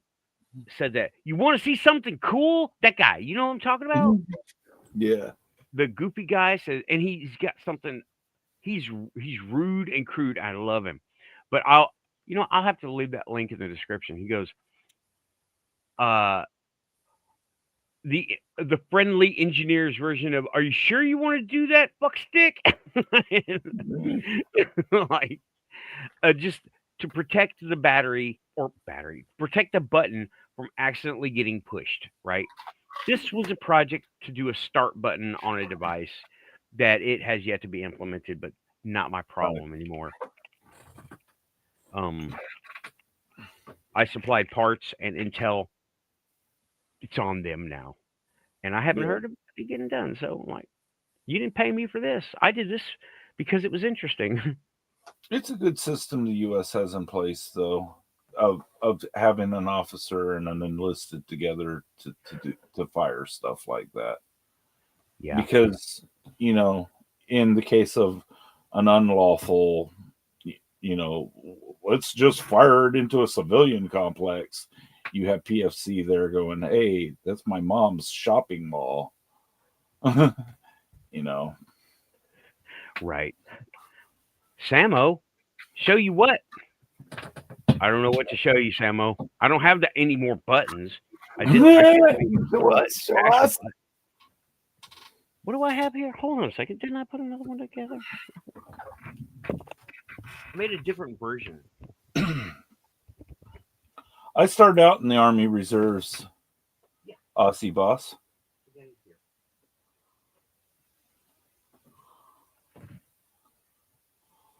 I do have one. This is a slightly larger version. See, you got this, and it's let me maximize this stuff. Let me here we go. Let me put myself on screen real quick. Here's it's just a push to start, right? And there's that, and I used one of these, right? I used one of those. Quick disconnect. You yank it off the dashboard and just yank the whole fucking thing, and it comes off. Where did it go? I dropped the other piece of it. Whatever. It's cheap. There it is. Whoops. My little tube. Yeah, that's some professional build work right there. Drop your stuff all over the place. And it's neat because it doesn't even look hardly like there's something there. But on here, you got the push to start button and these little potentiometers that aren't hooked up to anything, but they look cool, you know. And I wanted to get like little back plates that say like 0 to 100 or 0 to 20 or something, but I was like, this is for 1 me. to 11. Yeah, 1 to 11. And have like the red being 11. But it's just a little, that's all. I mean, it doesn't have a battery box in it. It does have, you know, the cool switch and a couple of potentiometers, volume knobs for y'all non-electronic speakers. So there's that. Anyway, yeah, well, and this isn't paranormal, but it is hardware because I bought the parts for the project, completed the project, had stuff left over, and I've still got screenshot for your title though. Let me try to print screen real quick. Let me do this. Mm-hmm. Come on. There we go. Got it? Yep. Cool. I got it. Send it. Thanks, man. Good eye. I doubt the AI would have seen that as a cool thing. The AI would have been like, okay, get back to the topic. You've been off the topic for an hour and 40 minutes. Well, sorry, Siri. Or whoever. Oh, I should have welcomed Agents, AI, and whoever else. Welcome, Agents, Aliens, and AI. Welcome back to the Quantum Show. You know your quantum. Like and subscribe. All right. Come to my event November 20th. That's linear time for us. But you don't. You're already there, right? They're already there. And yeah, I want to Atari Paddle? I don't know. Okay, cool. But yeah. Oh man, this has been fun, Tim. I'm loving this. I think we should really get back on topic though. All right. To like the last 15 minutes and Raven hasn't come on yet. Okay. But I like to, you know, she wants to talk about the God helmet, but I don't have one, you know. I've got this other stuff. I've profiled all the stuff. And I haven't except for but that FLIR camera, dude, $130? $160? I might end up getting one of them after December. That's cheap. You had a lot of interesting stuff you showed off today. Yeah, the pictures from Amazon are pictures of things I have. I just don't have handy, right? That computer is cool. I want to make that computer do some cool shit. But I got to find out, you know, like I'd like to find a cartridge for it, but it's 40 years old. Where am I going to find a cartridge from VTech? I don't know. I'll figure something out because I would love to have it be a controller of something. Yeah, that would be so cool. But yeah. I don't have a God helmet, so I didn't want to really, you know, talk too much about it. But there's plenty of information online. And I'm not really expecting anyone to show up with a God helmet, though that would be awesome. That would be awesome. Because God helmet experiences are not to be taken lightly. I have not experienced it myself, but everyone who has, I'm referring back to the Dana and Newkirk, Dana and the guy Newkirk, right? They said that Dana did it and she was out of whack for like 2 days. He was out of whack for like 2 days after doing it. So it's not a carnival ride that you can do whenever you want. You have to be, first, you have to be in the right mindset. It sounds a lot like DMT, the way they use the way people report DMT, like big dose DMT, not microdose. That if you go in scared, insecure, afraid of things, then you're going to have a bad time because everything is going to lock onto that kind of energy and focus it on you. But if you go in fearless, curious, authentic, you, honest, and I don't know how to say it, have a loving mindset, then you have a generally good experience on DMT and God Helmet. But God Helmet is, from what I saw with Greg and Dana Newkirk, that's the guy's name, Greg and Dana Newkirk, it was stressful, okay? They were able to do this stuff, and he jumped realities where he saw his team doing something in another universe or another reality that he could never have imagined. They were working for some government. They were all in lab coats and tech equipment, and they were doing. He was crying at this point. Oh my God, guys! It looks like we're doing something really important. I mean, this is really important. And he was like tears coming down his eyes, his face. It was go. I highly recommend the Para Museum. Join the Para Museum on Patreon, even for 1 month. Right? It was like $5. Watch their videos. It is a doozy. Okay. It really is a doozy. And you can't watch it anywhere else because it's private. It's on Patreon, only. But let's see what else. Yeah, we covered the Ghost Box SB7, right? And covered the EMF detectors, sound recorders, and that big ass infrared light. Now I know it's 1.2 at least amps, not 1 amp, because I hooked it up to a 1 amp power supply and it barely turned on. Now I know it's at least one. It was a 1.5 and it didn't even get warm. So now I know it's like 1.5 nominal. I'm going with 1.5. See, the idea, dude, was to, those older battery jumpers that had the cables extra, the big ones that look like lunch boxes. Yeah, well, they still have those.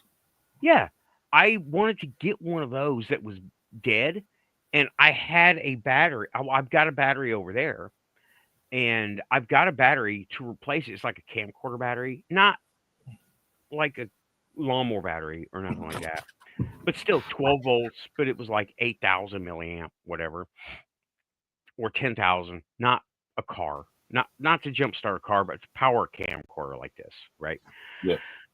And the idea was to get one of those, take that light, mount it to the top, along with a camera underneath it, and run a USB power station right there, so you could plug in your camera, plug in your whatevers, right?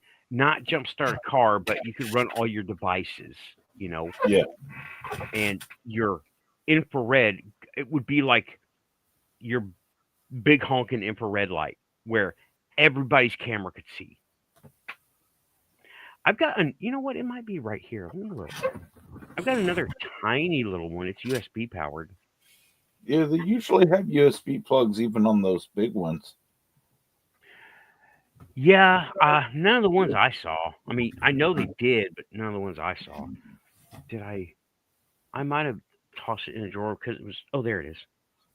I was going to use it as a robot part because it's the wrong nanometer. It doesn't work very well. Come here, you.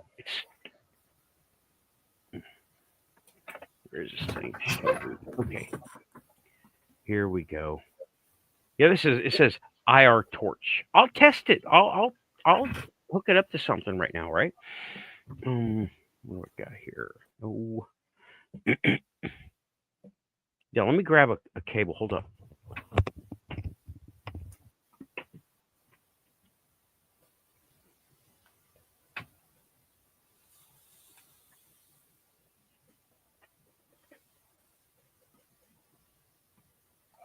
I got all the I got all the different USB plugs just for things like this.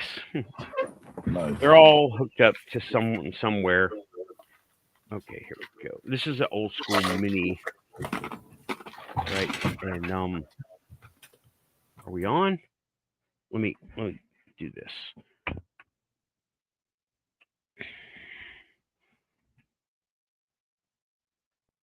Oh well. Okay, Works. it does work. How well does it? It works pretty good actually. This webcam can see. Where am I at? Is that high? It has supposed to have.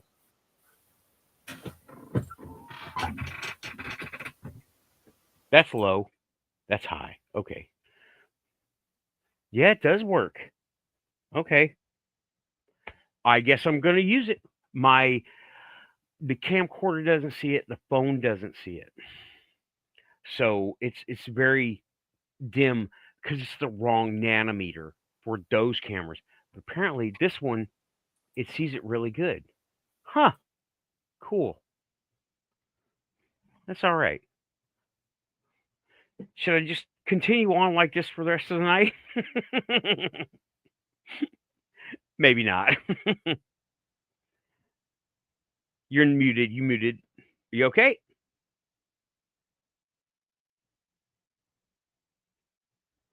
You're muted. Are you good? Are you frozen? Oh no. Oh, Okay. I was just coughing. Oh. Man, this audio recording is gonna be crazy to listen to, dude. It's gonna be me just talking and talking and talking when I go to. There is a chance something gets picked up. There's always a chance.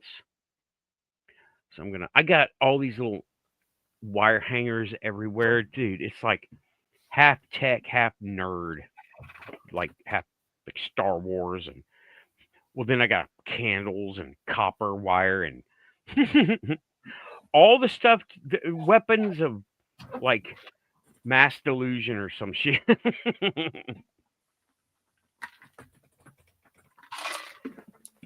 How do you feel about those devices? I know we've like talked about it on other shows, but like the spirit boxes. Okay, the spirit box. When you do it, when you're using one like you have the tinny ass little speaker, and you're just doing this, right? Mhm. They're useless.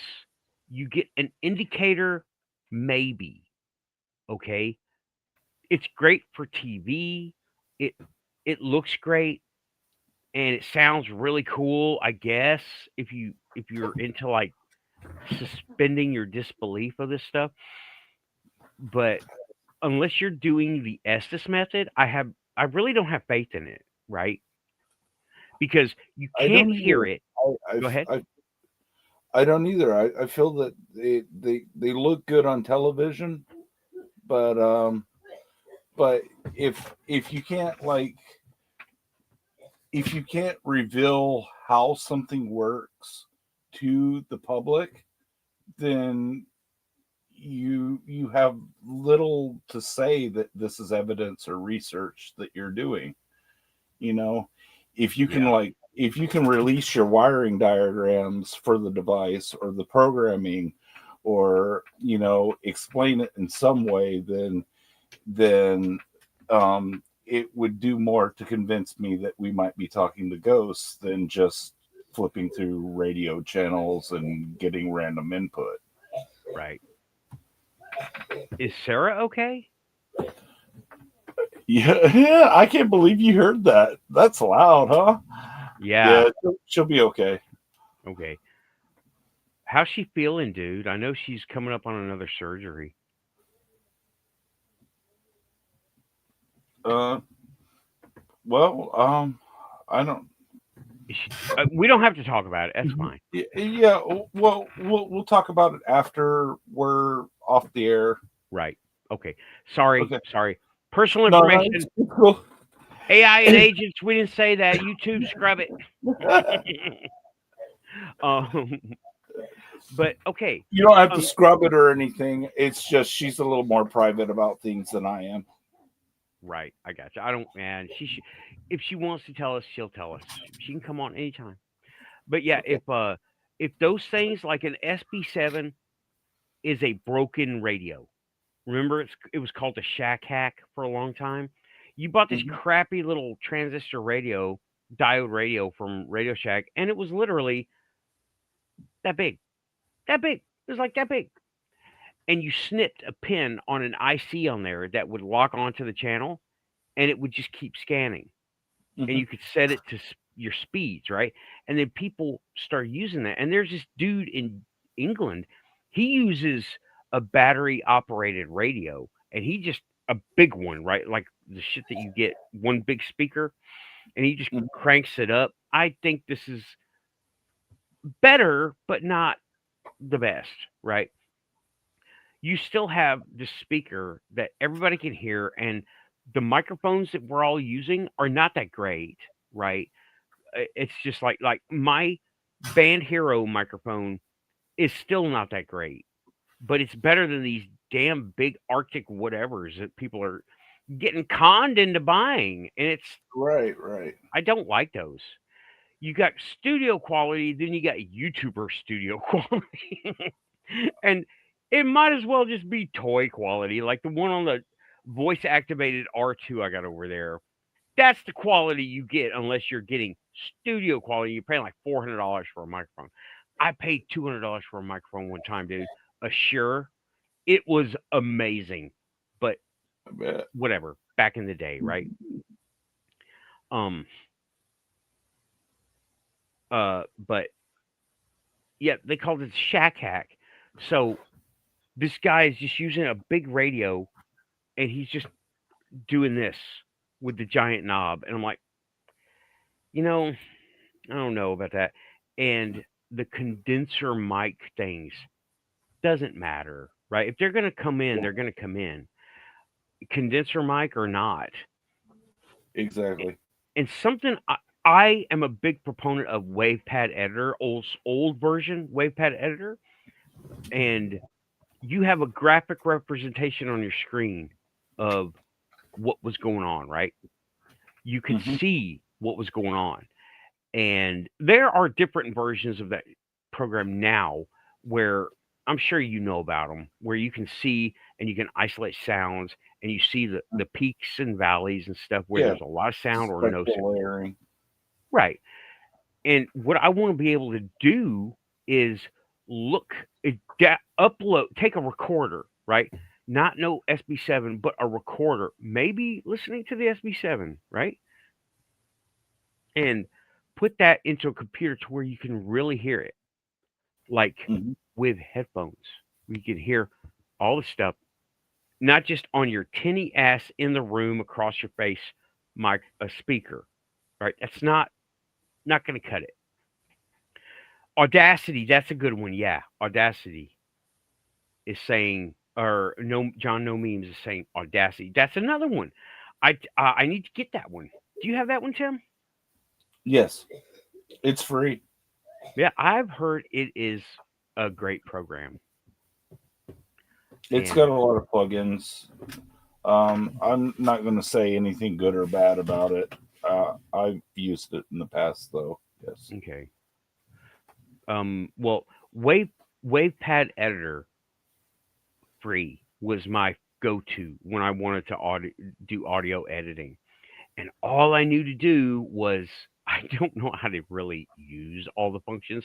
Dude, I'm not an audio guy, right? You are my audio guy. Oh, Tim, thanks. you're it. I don't know about it. I don't know how to use all those functions that it has. I could still barely use Winamp, okay? I still use Winamp, by the way. Oh, me too. But I just to show you that some things never grow old. Yeah. And they'll work on a toaster. Just it's like a Linux program. Yeah. It'll just work on everything.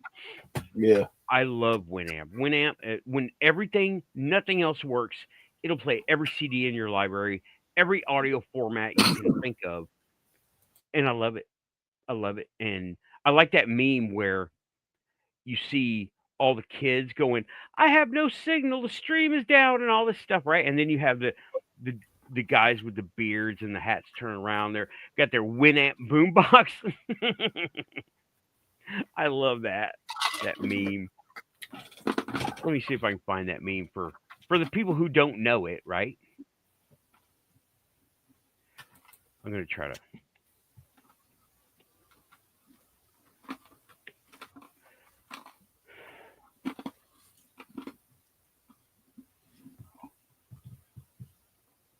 Let me see here. Yeah, here we go. Yeah, Audacity's free, Samo. What's up? Oh. I was just telling Samo that Audacity is free.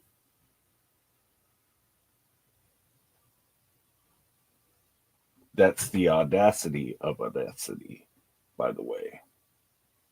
It was all like, oh, it's free. Oh, the audacity of them to do that back in the day. Mm-hmm. It's not going to let me do it easily.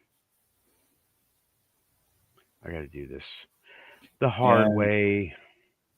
That's okay. Sometimes there was a new Winamp for a minute, Scream Engine, but it I don't know what happened to it. It was supposed to work on a cell phone, but I don't think they got all the bugs worked out of it, so they went with the latest version from back in 1922 was the last version. I don't know.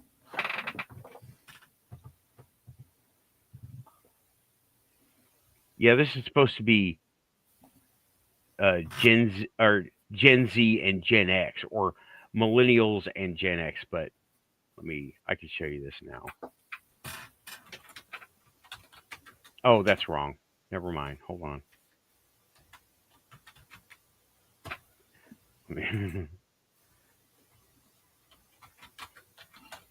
Sorry, guys.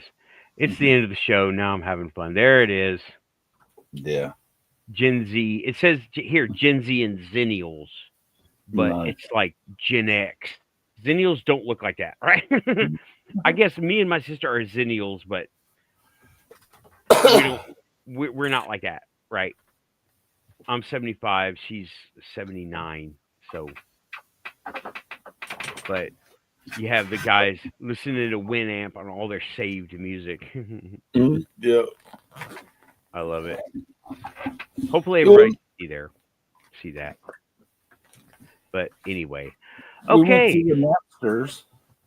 We went to the Napster. We went to the Napster years, so we have these huge collections of stuff that millennials don't listen to. Alternate versions of Pink Floyd and shit. Mm-hmm. Napster, man. You know what? I know this guy. He is a Metallica diehard fan. Okay, he defended Metallica. He was around. He's our age, right? He defended Metallica for going after and suing Napster like that. And I'm like, dude, you did see the South Park episode about this, right? The South Park, like This poor rapper, he can't afford to buy the 10-seater plane. He can only afford to buy the 8-seater plane this year. His island is not going to be 50 acres. It's only going to be 42. Right. The issue with Metallica, which you remember, was that Metallica encouraged people in the beginning to record their shows and to trade their recordings with each other from the early days until Napster, and a portion of the fan base felt betrayed by that. Oh. Mm-hmm. Yeah, and hell, I think there was a bunch of music recording artists get in on suing Napster. Mm-hmm. And Napster, I remember watching the MTV Music Awards with that dude who ran Napster and Lars Ulrich. Do you remember this dude? Do you remember this one? I don't have the video. I'm not authorized to play any videos, right? Except Alien Girl. And then it's iffy because YouTube usually says, no, you're not authorized. But yeah, okay, everybody. He went to, I forget what year it was. It's like 97 or 98. The MTV Music Awards. The guy who ran Napster. And he was wearing, this is after the lawsuit, after he lost, and he was basically restructured. He had to do a bunch of stuff, right? And he was wearing a Metallica t-shirt. And the reporter came up to him and said, "Hey, you're so and so. I see you're wearing a Metallica shirt." He goes, "Yeah, I really like it. I'm considering buying my own. I borrowed this one from a friend." And another camera zips over to Lars Ulrich, and he's like, it was hilarious. There, and remember that video, Napster Bad? No. Oh, I don't. I can show that one. Hopefully, it will let me show that one. Right? Hold on. I'm gonna try to bring it up. I did not upload it. It might not have any sound. It's an old video. Motor Breath, huh? Scream Engine. 18 years ago. Mm-hmm. At least. Oh, well, now the show's almost over. Hello there. Hello. We're actually exiting. Oh, I got to get this muted. There you go. Sorry. I had the other YouTube channel on listening to you guys. So I don't know if there's a reverb on there or not. Okay, now I can't hear you at all. Well, we're not talking. Can Oh, you there hear we me? go. Okay. Yeah. Okay. Oh, yeah. Here. Now that the show's over. Now that the show's over. Oh my God. Okay, I gotta tell you, I could not find my teeth. I had torn his house upside down. You never believe where I found them. When I got home, I was so tired, and since then had about 3 cups of coffee. So I'm raring to go. Got my second wind, but I mean, I literally was standing by the Jeep. Oh my God. And I was eating some spaghetti that I just got from Fazoli's, and I fell asleep, and I was even dreaming, standing up. And I started to catch myself as I started like go forward. So I'm like, oh my gosh. Well, anyway, at some point then I took my teeth out and I laid them by the garden hose over here on a table. So I did not even remember doing that. So I have literally turned my house upside down trying to find my teeth. This is not the first time that this has happened either. That's the sad part about it. Well, I'm glad you found them. God, I felt so stupid. Yeah, by the garden hose. You know, I've got a funny story about that. I was in college, right? This is after the Army. And by the way, everybody who goes to college when they're young are mentally weird. They're mentally just fucking fucked, right? They just are. There's something wrong with all of them. When they go to college right out of high school, they're just something's wrong. There's this girl. I was older than everybody there. I was already like 10 years older than everybody there. And I was like going to get my stuff. I was into this, right? I had done all my paranormal research and gotten the reputation and met all what I thought were the cool kids. Well, weird is not necessarily cool, right? But I mean, weird, you have a better chance of being weird cool than weird not cool. But whatever. This chick, I forget what her name is, and I am serious about the paranormal research, right? I don't ask stuff to make fun of anybody, put them on the spot, or make them look stupid, right? And Tim, you'll know about this. How people with those old metal mattress box springs, right? Yeah. You can sometimes hear music or hear noise. What's going on is it is an ungrounded array. Okay. You know what I'm talking about, okay? Yeah, sometimes people get struck by lightning and the fillings in their teeth will do the same thing. Right. Oh, well, wow. this girl. Yeah, I'm just saying, it happens. Yeah, that's just an anomalous thing. And this braces, all right? This girl had full braces, okay? And I got her off to the side, and I didn't want her to feel weird about it, but she made it weird, okay? I said, hey, have you heard about, because I've had that happen to me too. I had this old ass bed that came with this farmhouse, and I would hear sound coming from this bed. I would lean up against it, and I would just hear all this jumbled up music. And what it was doing was it was an ungrounded array picking up everything in the air and shunting it into my apparently tuned in head. So this girl had full braces, and I said, hey, do you ever hear like the radio or anything? And she just started busting up laughing like I was telling you. She never would answer. And I'm talking like 15 minutes worth of incredulous laughing. Like I was making fun of her. And I'm like, yo, no, I'm not asking to make fun of you. I really want to know, has this ever happened to you? I'm not going to, I won't even tell anybody. I'm just interested. But she was so, you know what that tells me? Yes, it happened. Yeah. That definitely happened because it was one of those things that makes people fucking short circuit. Muggles, they short circuit. They can't understand what's happening. And when someone brings it to light, they're like, I don't know how to deal with this. So they just come up with some kind of emotional fear, humor, response, nervous laughter. I mean, I'm talking like 15 minutes. I've been trying to talk to this person. I'm so glad you brought this up. I had a total flashback, total recall of staying at my grandmother's house.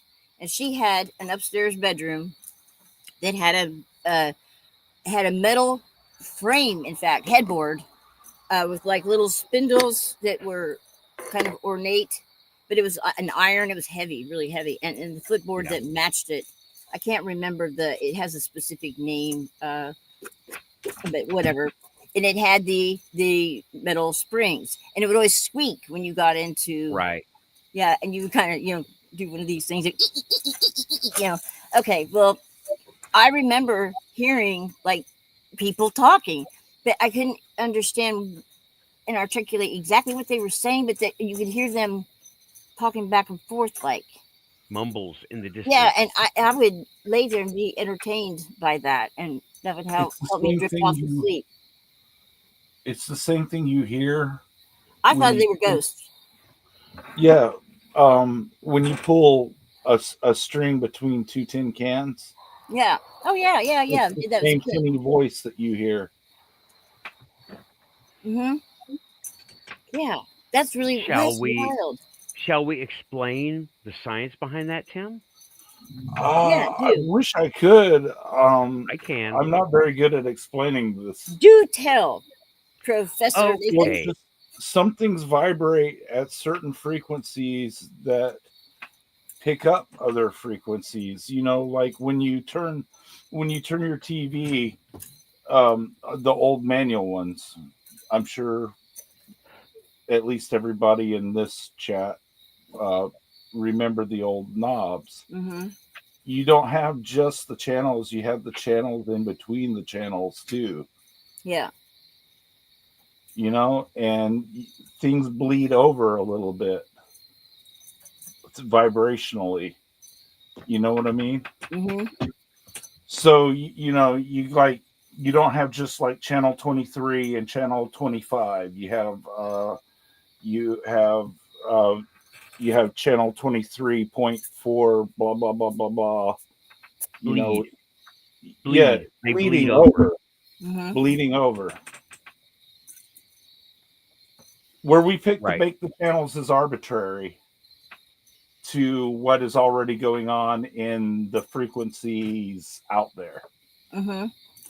So occasionally these frequencies bleed over onto other frequencies, like I don't know. Like I said, I'm not very good at this harmonic resonance stream engine is saying.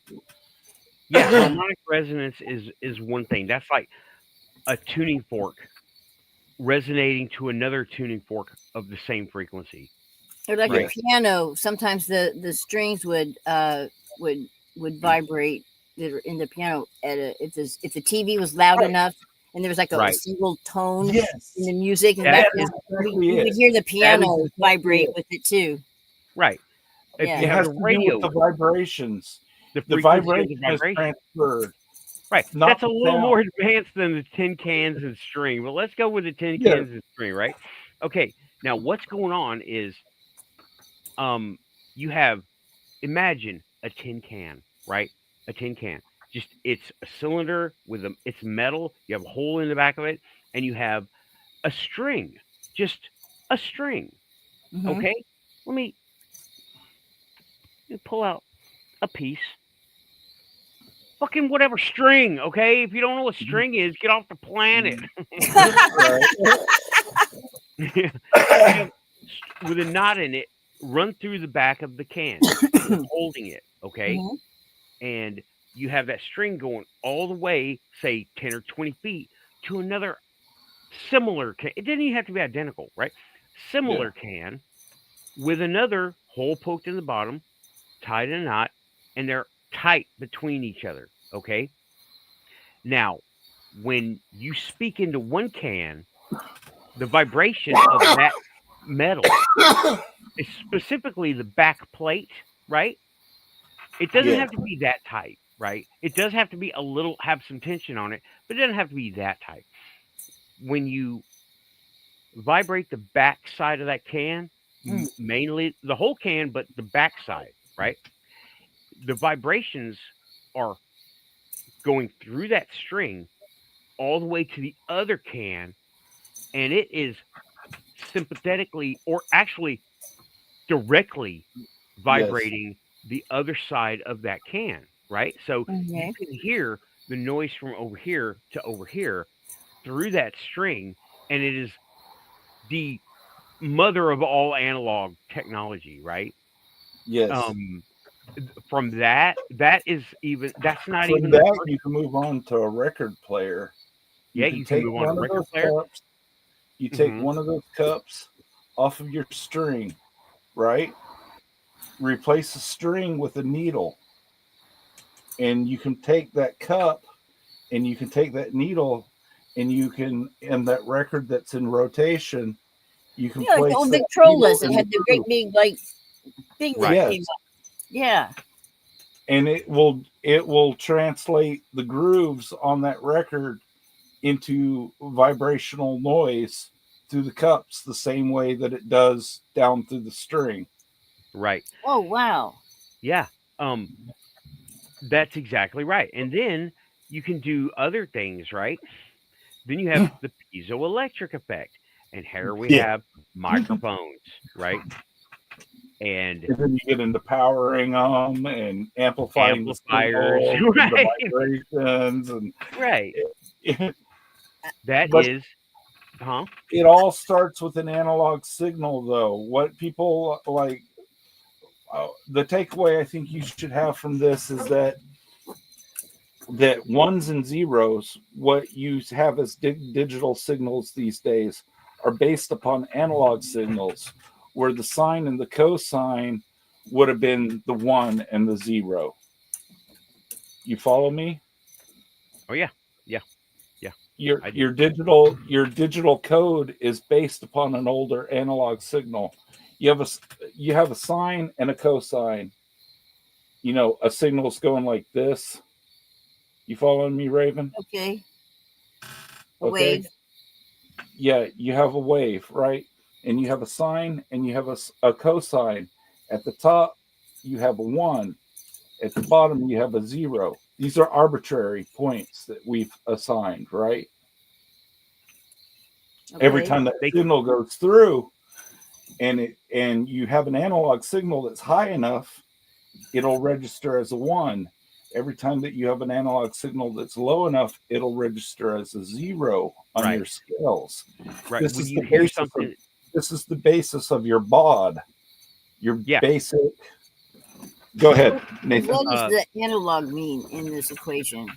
Analog is go ahead. Non-digital, where you non-digital. Don't have non-digital, Okay. Not like what we're doing now, right? Yes. When you talk about sound, the 2 cans in a string, that is analog. That is using physical touch, right? That is using the physical touch to transfer an energy, which is the vibration, through a physical medium over to another emitter, which is made from the same stuff as your receiver. That's that's analog. Digital, what Tim's talking about. Sorry, it's translating into it's translating it into a digital signal. It has been done from an analog signal. If you remember that, then it makes some of these things like your ghost hunting hit different from a different perspective, whether the recording, for example, is digital or analog.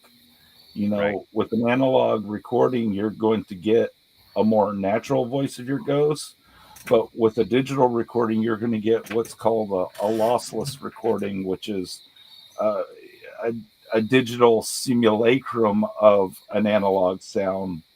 It's not exactly. Okay, I get it. You see what I'm saying? It's boxy. It's like a bunch of squares because it's based upon this, but instead you get right. Okay. Right. Gotcha. That's why people say things like tube amps and tube radios sound warmer, is because versus an MP3 player or what we're doing now. Right. Yeah.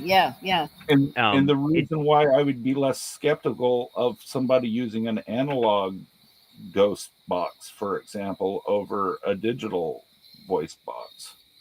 A digital voice box doesn't mean that it's better to me. It means actually that the sound source sampling it needs to be more open in order for me to give it any stock over an acoustic device.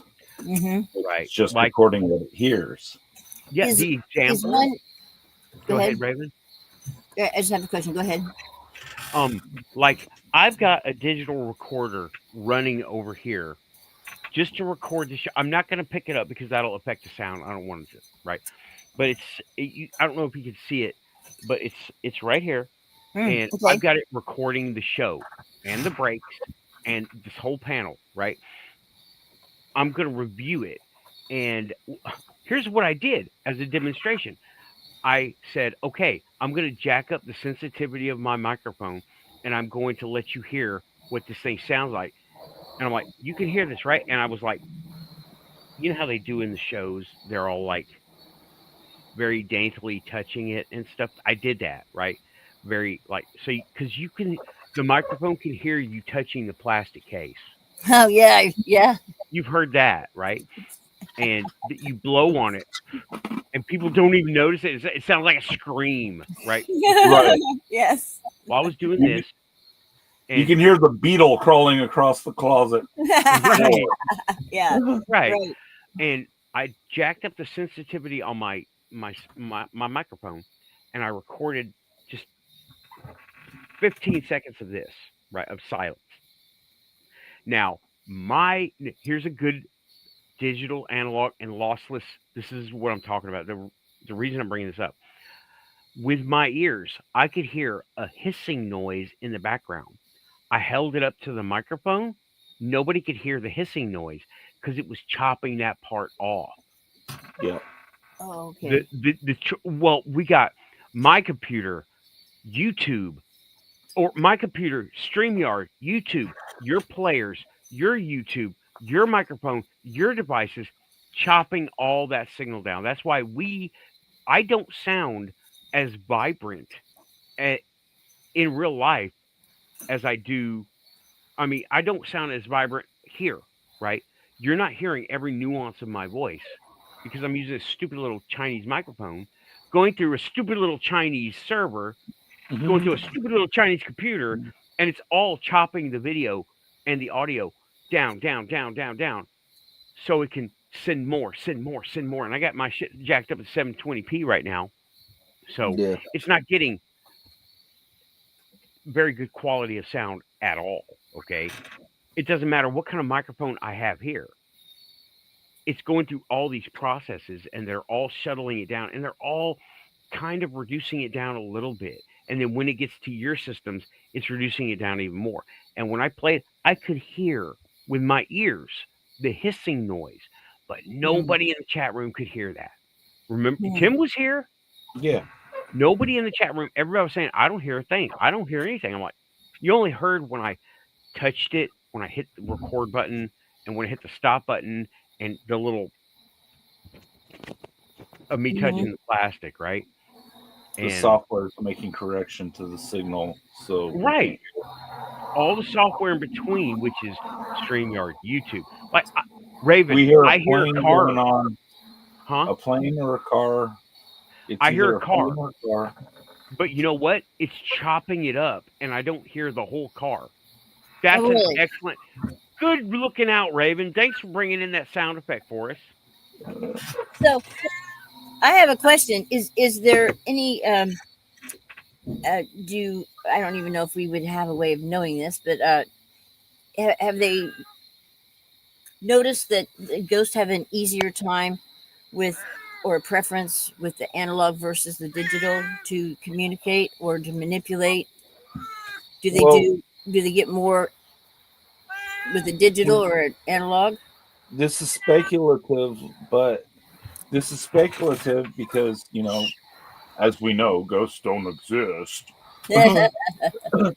But in theory, you would think that a richer signal, that it would be easier for them to use an old tube recorder or something than it would be for them to, say, get in here and program my computer.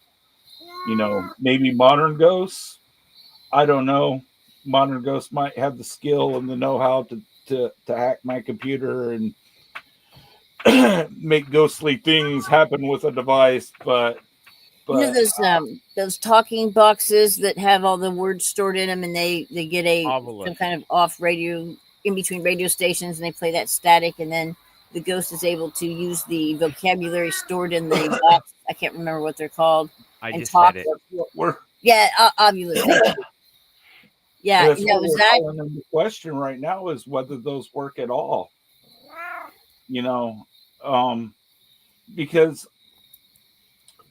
Because we've seen signal jumping devices before. I can't really explain the device because it's classified, but it's a radio. It jumps signals just like an Ovilus does, but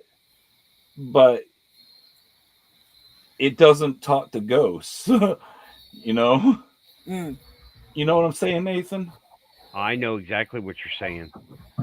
It doesn't talk to ghosts, so it makes me, it makes me and everyone who's used that particular radio, and there's been a lot of people who've used that particular radio,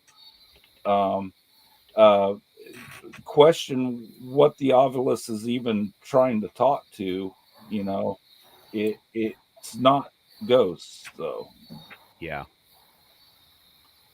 Are they spirits? Or are they No, they could be Russians for all I know. Yeah. Is what I'm saying. People. Right. We're talking about okay. So there's radios that jump signals already. Governments use them. Yeah, it's called. Well, we don't need to talk about the classified. I don't think talking about SINGARs is classified if you don't talk about internals of it. Right. I don't even know how to talk about the internals. It just I don't know enough. We're safe, right? It uses a common way of doing it. Okay, now it's general encryption, right? It's just encryption. It uses an array. Yeah, it goes jump. It jumps from station to station. Right. It jumps, and this radio. Right. This radio is listening to this radio. Now, both of these radios agree on the frequency of, are we jumping 10 seconds, 2 seconds, half a second, 10 milliseconds, 20 milliseconds? You set that on whatever dials you got, right? And then they sync up by listening to each other only for that amount of time, for that amount of frequency, that particular frequency, and then they both jump. Make a difference in this case. They jump, and they jump for that's frequency hopping. They do that in all kinds of applications, not just the top secret stuff, right? There's all kinds of stuff like that. Go ahead. And I'm thinking Ovilus might be picking up on the background of what's going on with government and military radio. Without knowing what they're talking to, it sounds exactly like that. It sounds, when you're like just listening to open air, you know, it's all like 1, 4. You know, it's all like it says random things to you that sound like words, but they're not. You know, right. The way it is working on the Estes method is, okay, here is what an Ovilus is looking like, right? I have one, there's an app in my phone. Right. And for the longest time, I thought it was just until... This is one version of it, okay? This is an Ovilus 3. Now, what this does is it uses that frequency jumping little AM or FM radio, right? And it jumps through. Now, it doesn't speak what it says. It makes out words the way it hears it, the way it's programmed to hear patterns. It's like a little miniature one function, one trick pony robot in there. It's just it's not even a robot, right? It's looking for a pattern. And if it sounds like bed, it'll say bed. If it's programmed for a certain, like 500 words or something, right? And it says, here is a pattern. These were expensive. I don't know. This is not for sale anymore, right? But this particular device has a tiny little, it's like a watch computer or something. Not even a smartwatch. We're talking about the 80s tech, right? Like the little calculator watch. Okay, yeah. It has like a calculator watch in there, and it's choosing a pattern based on what it is presented with. It sounds like bed, so bed, and this electronic voice, a speak and spell voice saying graveyard or red rum, or something, right? It's just random output, right? Do not understand, and all the flashlight, dig, just a bunch of words. It's just don't bother with these, right? Not an obelisk, right? Any obelisk. Don't worry about it. It's trickery. It's digital smoke and mirrors, right? That's what I mhm. that's what I think my conclusion is too on For the the obelisk. obelisk.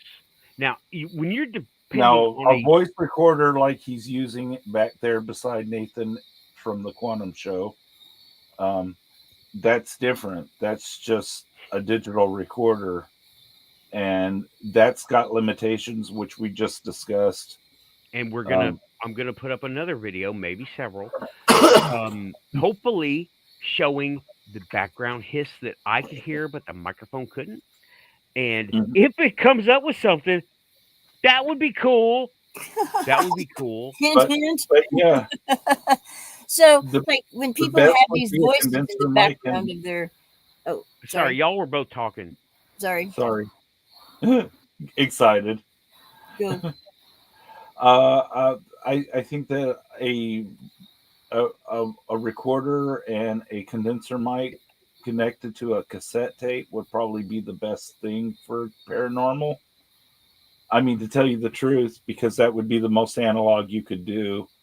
And, you would have a good, pure recording on your tape that you could later take digitally and break apart. Right. You could listen to it, copy it, or listen to certain parts of it, isolate that, and play just that. Yeah, and you said the older the better. Raven, Sierra Sounds. Remember them? We were talking about the Sierra Sounds. What? That name is familiar. Bigfoot Sounds? The Sierra Sounds? Yeah. Yeah, he was using a reel-to-reel in the 70s. Yeah. Really? Yeah. That's some of the purest. This was a whole topic for you, Raven. Don't you remember? I remember playing the thing over there, but I didn't know it was a reel-to-reel. Yeah. Yeah. Let me bring that up for us. Okay. I'm fascinated by how these paranormal investigators can go into a haunted house and they ask questions, and they're running their little tape recorder, and they go back and then play it, and then you can hear these ghostly voices sometimes answer them or get out, Right, all that. But let me go ahead and read this, right? This is the Sierra Sounds. What? Oh yeah, this is just whatever AI, who AI, Bing, no, Google, whatever. These Sierra Sounds are a controversial set of reel-to-reel audio recordings purportedly made in the 1970s by Ron Moorhead and Al Berry that are claimed to be communications from a Bigfoot or Sasquatch. While supporters claim the recordings contain structured language beyond human and animal capabilities, skeptics point to a lack of evidence and alleged fabrication of footprints by the same individuals involved in the recording. Now, what I want to draw attention to here is talking about made by a reel-to-reel, right? That is a noisy recorder, right? And it doesn't chop off any sounds when it records something. When they record, just like a cassette tape, right? Except even more so. You kind of get more with a reel-to-reel because there's so much you get a lot of thicker material. Right, you get a lot of artifacts, but you get a lot of. It's like printing off on something. Printing off a thing on a sticky note versus printing off a thing on 8.5 by 11. You can put the same stuff in here, and this is the digital, and the big piece of paper is the, or this is the digital, and the big piece of paper is the analog, right?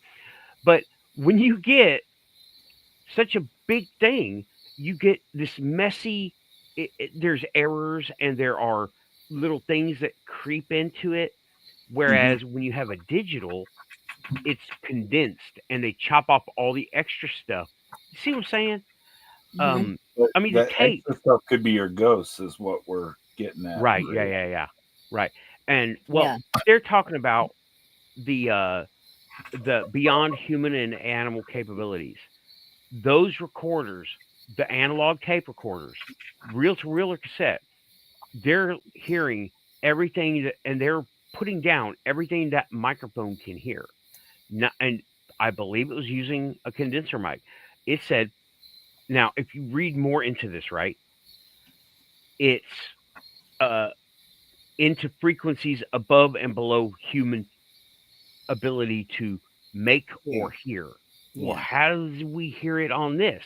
Because what we're listening to on the internet, right, has that shrunk down into this, where it gets rid of all that stuff, and it takes your frequencies from here and doesn't chop them, but it squeezes them into the frequency that we can hear. Kind of like when you take infrared, like the lights that I had, right? I can't see them with my eyes, but the camera translates them to light I can see on the screen. You know what I'm saying? Mm-hmm. Like, well, I just saw that, a demonstration of that recently. Yeah. Okay, I'm gonna stop that. Yeah, it chops all the static, right? That's digital from analog. Now, when you're converting, it takes that thing and, like Tim was talking about, it squeezes it into something what we can understand, like the infrared, right? Like, check it out. I'll do it again. I don't care. I'll do it right now. Where's my little wire? Some of y'all weren't here for the infrared demonstration, right? I have a little thing. It's for a camera. You mount it or a tripod, or let me maximize me for a minute, right? Well, okay. That's neat. There's that guy that took all those pictures with an infrared attachment to his camera. Well, he got all kinds of those fourth dimensional looking, like, elves and goblins and right. Now this, okay. Now, it's got. All right, now there it is. Right, you see it? Do you see that? Yeah. Does everyone see that? Yeah. I see nothing. Okay, I see nothing. I see little dim little red lights, but it's lighting up my whole face. You can see my face, right? Mm-hmm. Yeah. Yeah. You can still see me. I don't reminds you of the orbs. What? Reminds you of the orbs. Right. Well, this is infrared. The camera and the computer and the network, they're taking the light that I cannot see. What was that?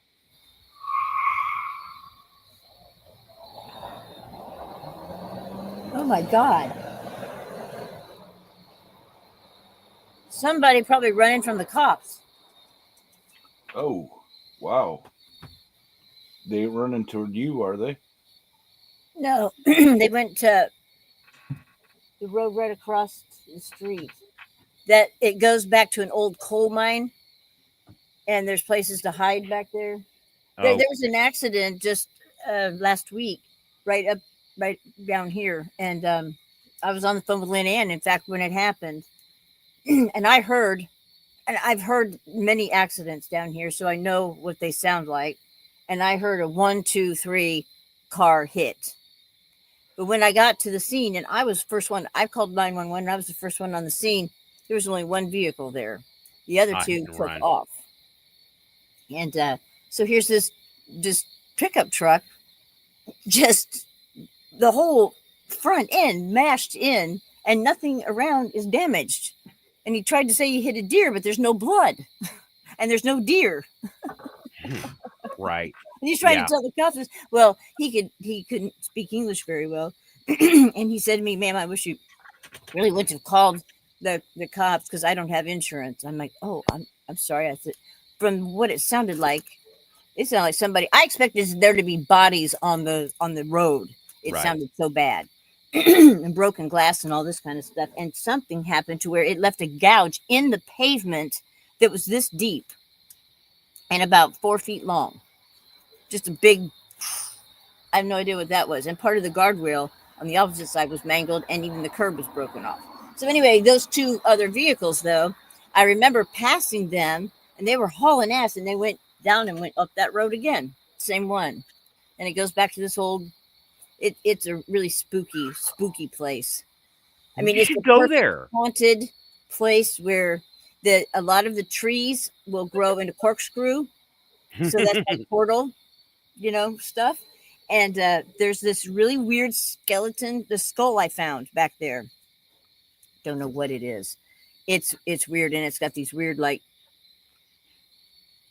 tusk-like protrusions. Not sure what it is. I looked up, wild pig, every creature I could think of that would be here in Illinois, and nothing. Do you still have it? Yeah, I still have it. Well, take a good high-res picture and send it to me. I'll find out what it is. Okay. I'll go get it. I know right where it's at. If you want to see it. Yes. It's bizarre. Yeah. Then, man, Quantum Show late night edition. Okay. We're breaking out the skulls. Watch for ghosts. Hey, ouch. Here. Say hello. This is how we watch for ghosts. Okay, I'll go get it. I love it when things happen on right then and there, and we're here for it. I used to call it, and I still call it, when the anomalies show up. Yeah, Raven took some video, and she said she thought she saw a light in the distance. Yeah, there was a face in the trees, walking through the trees, and turned away and walked away. She never saw it because she'd only looked at it on her little screen. I looked at it on the big screen, and I was like, "Holy shit, Raven!" Justin says, "Watch, it's the skull of some guy." I know. What? Yeah.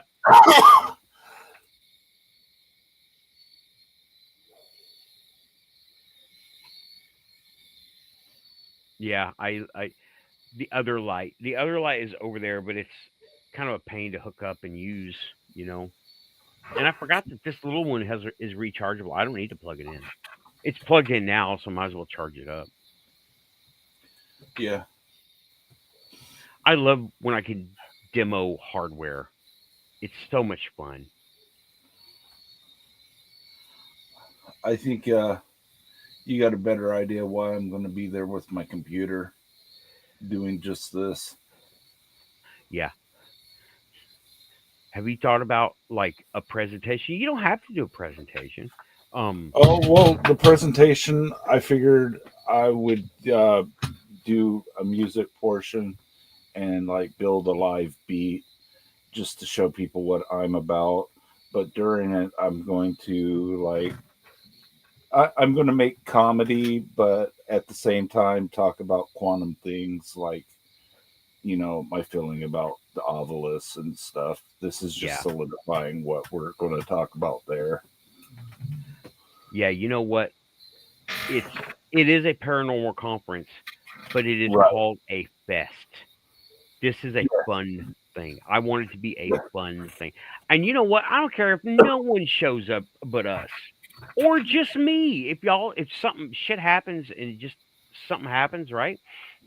If it's just me, I will have a 4.5 hour, 10 hour, I don't even care, quantum show.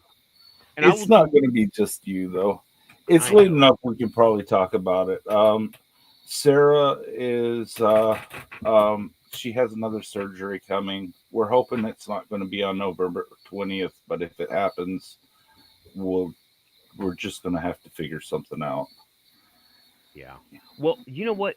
Don't put yourself out to do this thing, right? Don't do it. It's going to work. It's going to work. We're manifesting good things about it. Yes, me too. Yeah. But, a scheduler from the hospital hasn't called yet. So I can't tell you the final word on when that actually is going to be.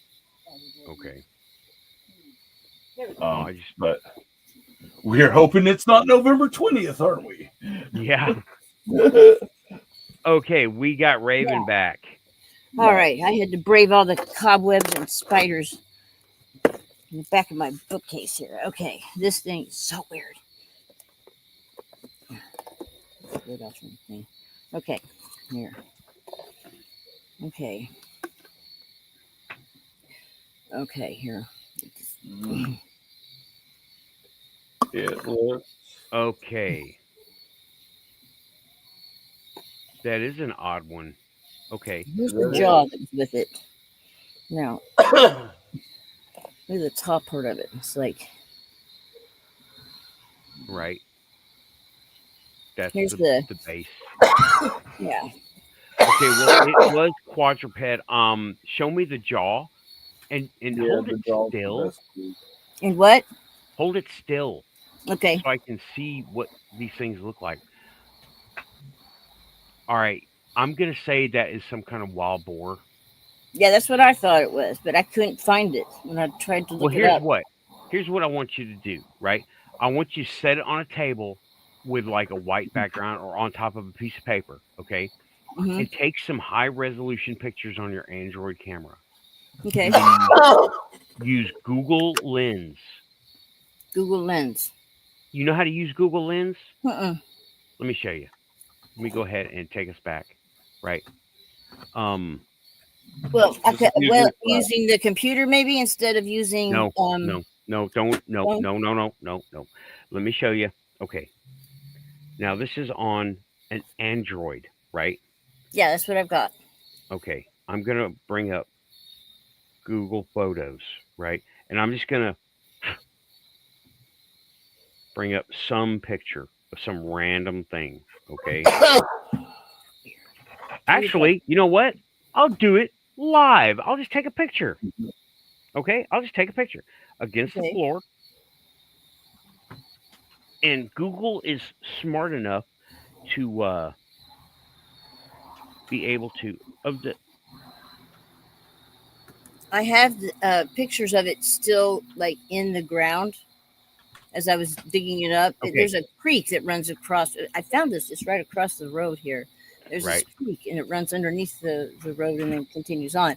And it is just, this is probably the creepiest woods I've ever been in my life. You feel totally watched, and like you're going to be, part of some kind of horror movie.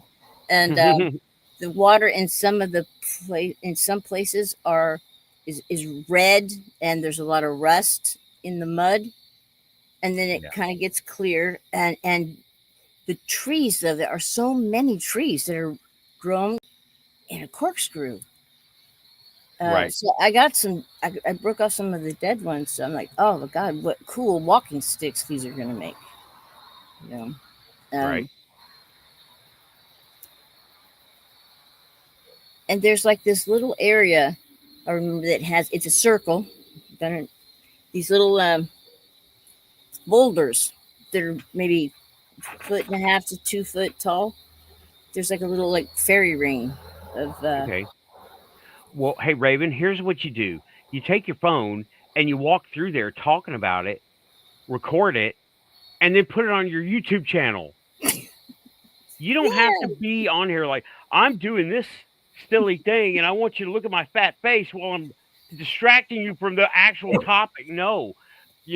I hate that, by the way. I hate when people record their faces in there. I don't want to see your face. I want to see a ghost.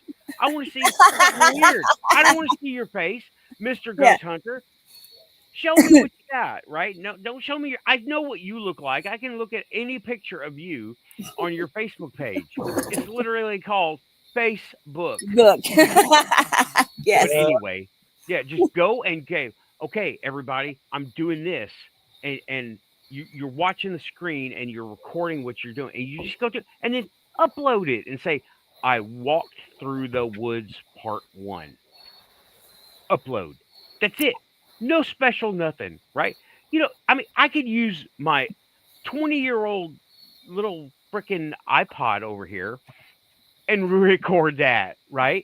I did record some stuff like 3 weeks ago. I went to a place along the Mississippi River, and I didn't upload it because I was just too embarrassed. What are you embarrassed about? Did you fall in? But no, no. It's just, it's me like shrieking when these were the biggest mosquitoes ever I've seen in my life, and they hurt like a mother when they bite you. And so it was like all this slapping noises. Right. Well, you saw me in the cemetery with the Jurassic. I'm trying to talk, and yeah, you saw me in the cemetery with the Jurassic bugs. That was pretty embarrassing, and then especially when my neighbor showed up looking like a ghoul. But okay, check it out. I've taken. Now this is how you identify that. I've taken a picture of. Let me maximize myself. Right. I've taken what he said. Do it live. A picture of now. That's a remote. Okay. Clearly. However, if you go up, right now, it used to be down there, but now if you go up and you hit the 3 little buttons, right, you get these options. Okay. Okay. Yeah. One of them is Google Lens. Oh. Right. Okay. You click Google Lens. Now, what happens is it will look at that picture. It will start to look at that picture, right, and then it'll come up with what's this? Options of the things just like it. And that's it. It identified it, right? Okay. So you just take a picture of that thing. That is cool. Okay. Just take a picture of your thing, whatever it may be. Super awesome ghost hunting equipment or a rock, right? Doesn't matter. Or a Van Gogh that you didn't know was a Van Gogh. Right. That's how. Wow. You take a picture of this stuff. Then you just go to your phone pictures. There's nothing fancy about this. Open the picture to look at it and go to your options in Google Lens. But take a very good picture of it. All front angle, like here we go, right? Here's your front angle. Here's your like 3/4 top angle. Take an angle like this, angle like this. Like you're gonna sell it on eBay. On eBay, right? Okay, gotcha. It has a good chance it'll identify your skull, right? Because those little horns, they really make me think boar. That's what I thought. That was my first thought, and I went through, and it's not exact. It's kind of sort of similar. Here's the thing about boars and pigs, right? Their skulls adapt. It is so strange. Their bodies adapt. If you take a pig, just a pig raised on a farm, born on a farm, raised on a farm, and you release it into the wild, you find that pig a year and a half later, it will have grown tusks. It will have increased body hair, body mass. And then you take that same, and now it is a boar, right? You take that same boar that was once on a farm and it mutated into this thing. This is documented, okay? I don't have the stuff to show. Yeah, you take this boar and you put it back on the farm with steady food, steady environment. It will lose its body hair. The tusks will recede and the skull will change shape. Wow, I did not know that. Here's something else for you. So it loses its body hair because it gets to stay in a barn and have shelter. You know what? Don't even try to explain it. We can toss it around all day long. Just it's online. Tim, what were you going to say? Sorry. 16 breeding pairs of pigs were brought by DeSoto to Arkansas, and they were placed along the Arkansas River as he explored North America. And all pigs in North America are related to these 16. Oh, wow. They went feral along the path, and all the pigs that we have in North America have been deferaled or whatever you want. Like he's saying, if you put them in one environment, their bodies adapt one way. If you put them in the other environment, they become pigs. Right. Fascinating. Yeah. So pigs were not native to North America. They all came with Hernando de Soto. Yes. Wow, I didn't know that either. Interesting. I didn't know 16 breeding pairs. That's why Tennessee and Arkansas are the home of Razorbacks. Right? Yeah. Razorbacks, Arkansas. I was saying barbecue, but you know. I wonder where the javelinas come from. Is it the same breed line? I don't know, because that's a totally different genome, isn't it? I don't know. I learned this from one of them shows that I like watch late Yeah. at night. Yeah. We're getting too deep. We're on 3 hours, y'all. This has been a 3 great hours. show. Yeah, this has been fun. We talked about. Oh, okay, let's wrap this up, right? Yeah. Let's wrap this. We're done. The mushroom coffee really pulled its weight tonight. Let me tell you, and I've got a hell of a recording to go through. Everything from paranormal to the pigs. Paranormal to pigs to adaptations, and I would like to say about the pigs and the adaptations as we wrap up.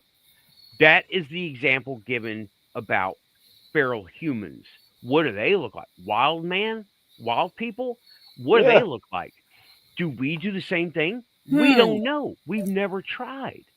It's an immoral experiment. Thought. It's immoral to keep feral people around. Yeah, you can't talk to them. They're feral. They're not going to talk to you. They're going to say, "Oh, I would like to take a blood test, please. I'd like to give you samples of my DNA so you can check me against normal humans." No, they're not going to do that. Oh, there's some feral children that throughout history they've found. There's a girl. Yeah, the girl that died unfortunately before they reached adulthood. Right. Yeah, and I don't recall any kind of anomalous adaptations because of them, like the spacing of toes, the reorientation of hips, or the lengthening of arms, or like backwards knees. I haven't seen any of that. The stuff that can happen with pigs, right? Right. Yeah. Interesting. Yeah. Pigs, when they go feral, they become death machines. Razorbacks. Yeah, they get aggressive.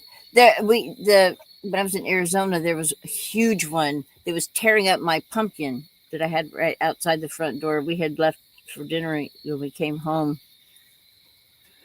We just kept driving around the block till it was done because we didn't want to get out of the car and confront this thing. But it was hanging out on our front entryway and just tearing up my pumpkins. Oh, I was so mad. Yeah. Okay, everybody. We're not going to jump into another topic about human evolution, which is a deep one. That's a Bigfoot topic, right? We could talk about that another time. We can interview each other on at the Quantum Fest, right? Yeah. Or whatever. I mean, we still have okay. I did want to say one last thing about tech. Okay, did you get a chance to look at that video that I sent you that was about Tartaria? And I have seen that. That is not Tartarian. That is out of context. A bunch of Gen Zs not knowing what the hell they're looking at. Okay, they were talking about communicating with the dead, and they had that like electronic-looking, brass-looking stand, and they had a crystal ball on it. Yeah. So, and they were talking about a lost technology that they were able to communicate easily with the other side.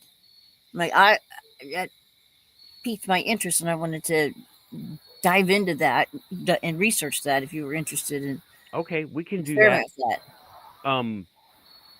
We can do that. Not on this show. We're at 3 hours. We haven't done this in a long time. Tonight. Not tonight. But it wasn't just a nice, pretty stand to put the crystal ball on. There was some technology to it from what it looked like. There was some. Yeah. The whole thing about fireplaces with brass around it. Right. And well, what's this about fireplaces with brass around it? That's a lost technology. That was part of oh my gosh. I've seen a lot of those brass fan, covers that they put in front of them. No, yes, but no. It's now their fan covers. Now they're man. Tim, you know what I'm talking about. I'm not getting into it because it's it was a different world. The the spires are on all these old buildings. Yeah. And we salute to the like downtown Nashville. We have a Batman building. It's got those spires on it, and I'm like, that's ancient tech. And you know the they were trying onion. to communicate with God. Yeah, that's what we think now. Before it was some Tesla tech. Tesla. Oh, I'm not getting into it. I'm not getting into it. That is a whole nother. That's a whole world. I am familiar. Atlantis. It's some of that. It's some of that. I can't get into it right now. Okay. Breathing exercise. Yeah, I got him all wound up, didn't I, Tim? What do I do? Sorry.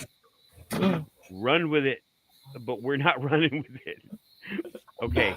I gotta push the buttons. Aussie is already like Ben's like madly blinking that red light at me. Like, come on, the next guy's gotta come up. Please like, share, and subscribe. If you're here, you're quantum AI agents and aliens. Like and subscribe. Come to the Quantum Fest and see you next time. Thanks, Tim. Yeah. Thanks, Tim. Thanks, Raven. Thank you. Shout out R. Keith, you're feeling better. Shout out Lynn, you're not feeling so great tonight. It's tired. She's tired. She called out. So, hey, you got to do you. It's all good. And I know she's probably fell out by the time this announcement happened 3 hours later. So, yes, we are out of here. We're pushing those buttons. Thanks, everybody. This has been awesome. Thank you both again. Thanks. Thank you. Pushing buttons. Pushing buttons.